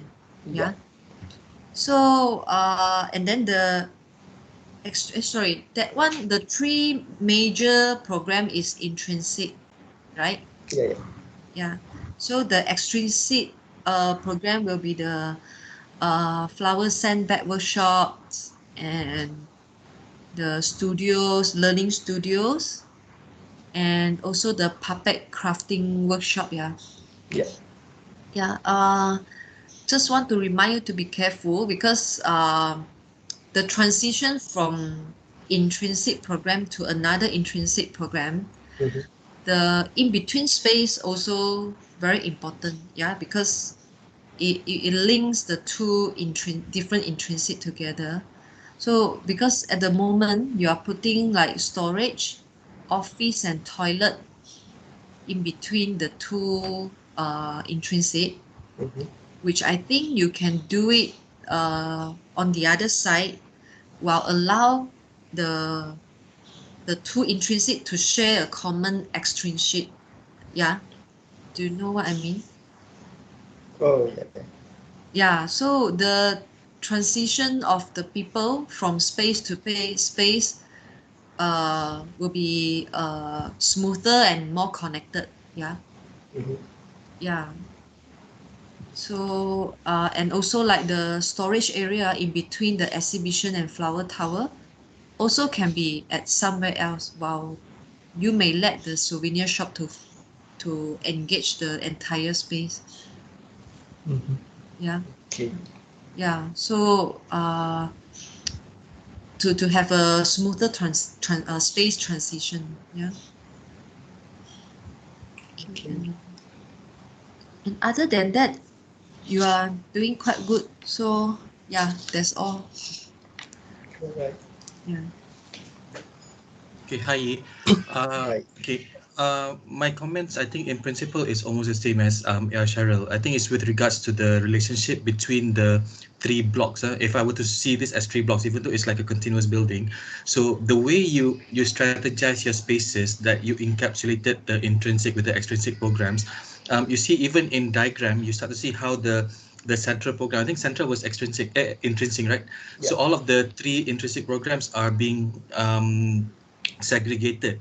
So but by diagram alone you can already tell that when you develop it, it's gonna start to be segregated. So and you can see that clearly it manifests itself when you start to do the detailed floor plan. The relationship between all of the spaces, it's not that smooth.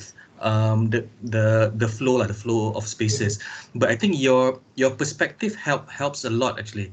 The perspective actually, especially the first image where you show the green, what do you call that, the green roof going up, right? So I like how the way you layer, you have that multi-layer, that layer of green that goes above, so that in a way dictates a different layer of circulation for the public, whatnot, right? Okay, so I think as far as that is concerned, that's my comment. But another part is actually the part where you were designing the columns. In the, I think it was in project 1 or project 2, where you were designing the columns.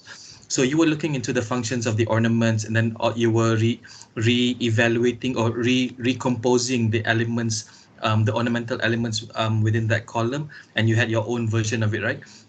And then you did apply that within the context of this building, where I see at the northern side of the building, right under the that roof. Yeah, over here I see that 2 columns were to be applied here, right? I think if you were to apply the content of these ornamental the ornamental details, this intrinsic very detailed ornaments, I would suggest that you go all out on it. So I think that's a very beautiful element to the building, but the way it is being applied within the context of this current design is like you know how in Malaysia, are you Malaysian? You're Malaysian, right? Okay, so you know how in Malaysia you see a lot of these terrace houses, these old terrace houses, people like to renovate and they put Roman column. So there's like 2 huge Roman columns in front of their house, and then the back of the house remains the same, right? So it gives that kind of impression where you put it just for the sake of having it. So I think it could be an element that could be further elaborated or further accentuated in the overall building design. So, and it does not necessarily have to stop at the columns, but it could actually be part of the overall language of your design. So where you start to look into all these smaller details of your facade, smaller details of your fenestrations, whatnot, right? So I think that will allow for people to have a sense of touch, have a sense of detailed view towards how your building articulation is. So I think apart from that, I think the process was quite clear, whatever that you wanted to do. Yeah, that's it from me. All right. Thank you. So since you're the last one, I think perhaps we can wrap up our session. Should I start first, or you can start first? Anyone?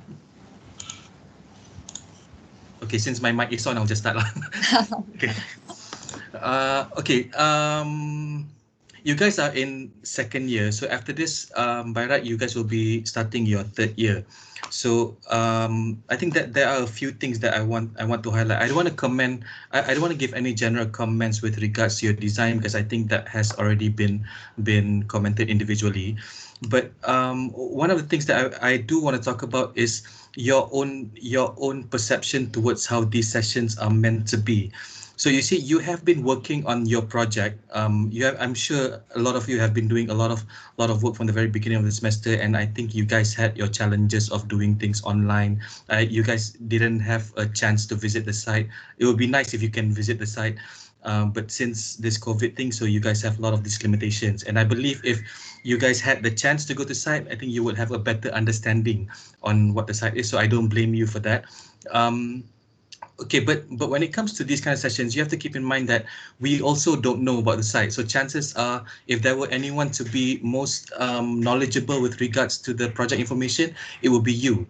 So that being said, the sessions that at the end of the semester is actually meant for you to educate us. You try not to look at these sessions in a way that you are trying to seek validation or trying to seek approval from panels. No, it's actually a session for you to educate us on what you've done. So you put yourself in a position where you know better than us. So we can comment on the general aspects of it, right? So, and I think if you can plan your presentations that way, it would be more strategic. It would be more how do I say that, more intuitive for us to understand what you want to do. And it would be more worthy if whatever that we comment, because for all you know, whatever we commented might be wrong, because it might be not what you intend, but you just fail to present the information better to us. Okay, so, and then another thing is about appreciation of your work, not our appreciation, your own appreciation, because you spent 2-3 months working on the project. I think there was like two of you, I think just two of you who presented your work as if you appreciate your work. So I think that's okay. But for the most cases, it feels like you did it as a checklist. So your lecturer said, okay, you have to have a section, you do a section. Lecturer said you have to have a plan, you do a plan. So when you present it, you had a lot of passion when you were talking about the earlier part of the projects, project 1, project 2. But when it comes to project 3, okay, and this is my section, this is my plan, this is my elevation. Okay, that's it from me. You know, that kind of thing. So I think this is where you should start to see the whole semester's as one project. So the final project is actually the climax. That's where you should actually be showing the applications of what you did, all of your earlier studies, see how it is actually being applied. You don't look at all of your project 1, project 2, project 3 in isolation. So there's this term in Malay, we call it potong steam, potong steam. So it's like and anti-climax. So you see, you build up the interest while you are doing your project 1, project 2. Right? You build up that interest. You start to educate us about all the small details that I may never know about, all these different kinds of cultures, different kinds of arts that's being done in Thailand, right? So you are educating us with regards to that. So you are building up that excitement. But towards the end, like I said, it's supposed to be the climax. But in many cases, it's about you not appreciating your own work, so it becomes anti-climax. So it becomes like potong steam a bit lah. But in principle, I think you did a good job despite the fact that you have a lot of limitations this semester. Okay, that's it from me. Thanks.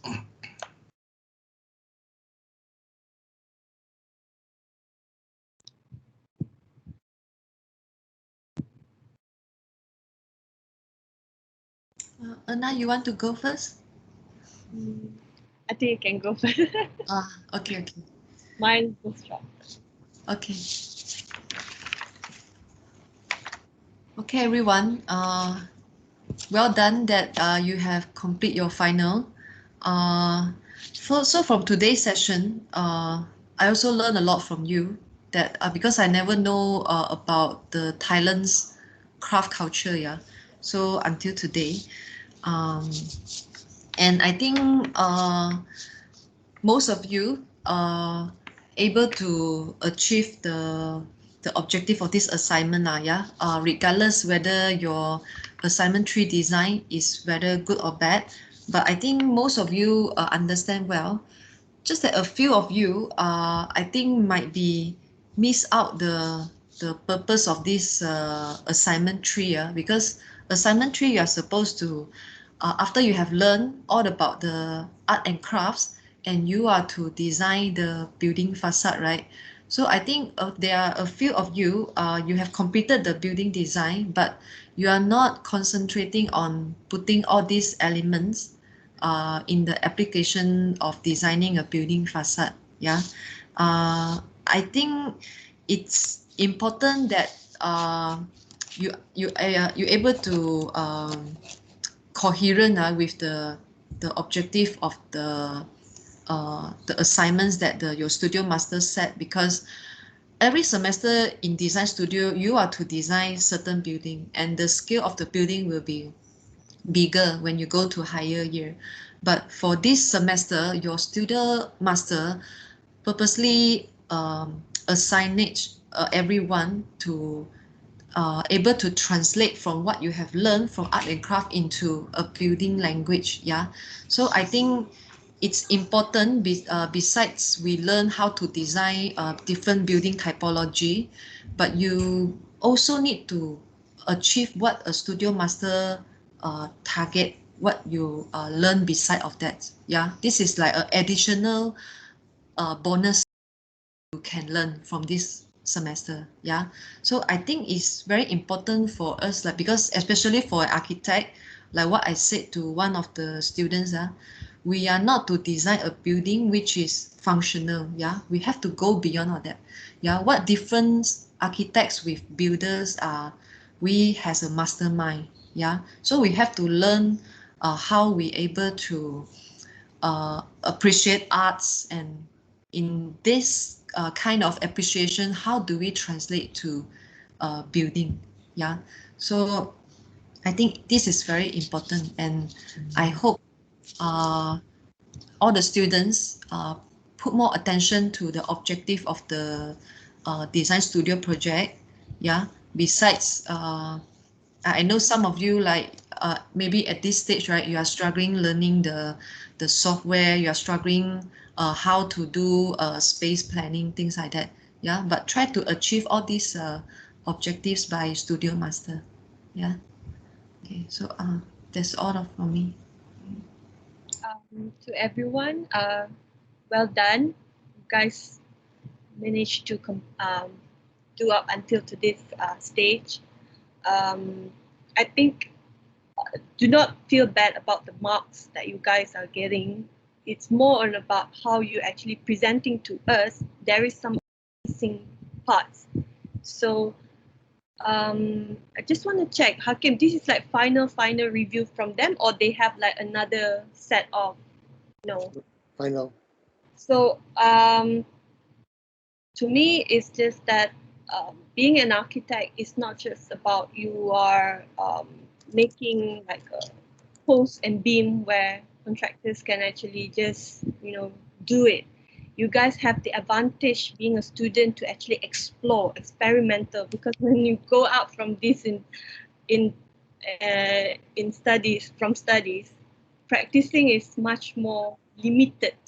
I mean, but of course, when you are a student, you can actually explore more and then try to be more experimental and then try to be more daring rather, because from there you can actually learn how the practical way of building things. So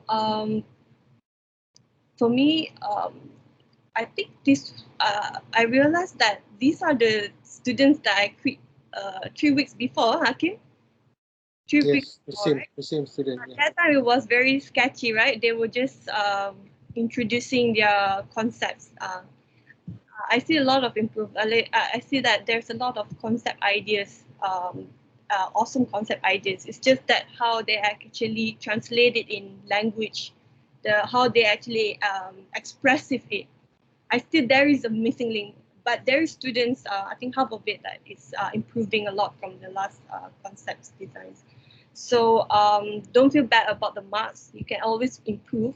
It's not the end of the world. No one is failing. I think so. I'm sure that. So all the best to you all, and let's survive COVID-19. All right. So that's everyone, yeah. Okay. Thank you very much to all the panel for your insightful comments and also building remarks and all. I was asked to mention to you guys that the previous link to the marking sheet have already been revoked because there's a security breach. So you can ask the contact person, Ms. Yusra or myself, for the new link to the marking sheets. And please do just fill in the marking sheets lah. So you can just put the grades there for us now. So yeah, and thank you very much for your time. Hope to meet you guys anytime in the future soon. Thank you, Hakym. Right. Thank you. Thank you. Thank you, everyone. Thank you. Thank you. Thank you, all the students. Thank you. Thank you. Thank you. Thank you.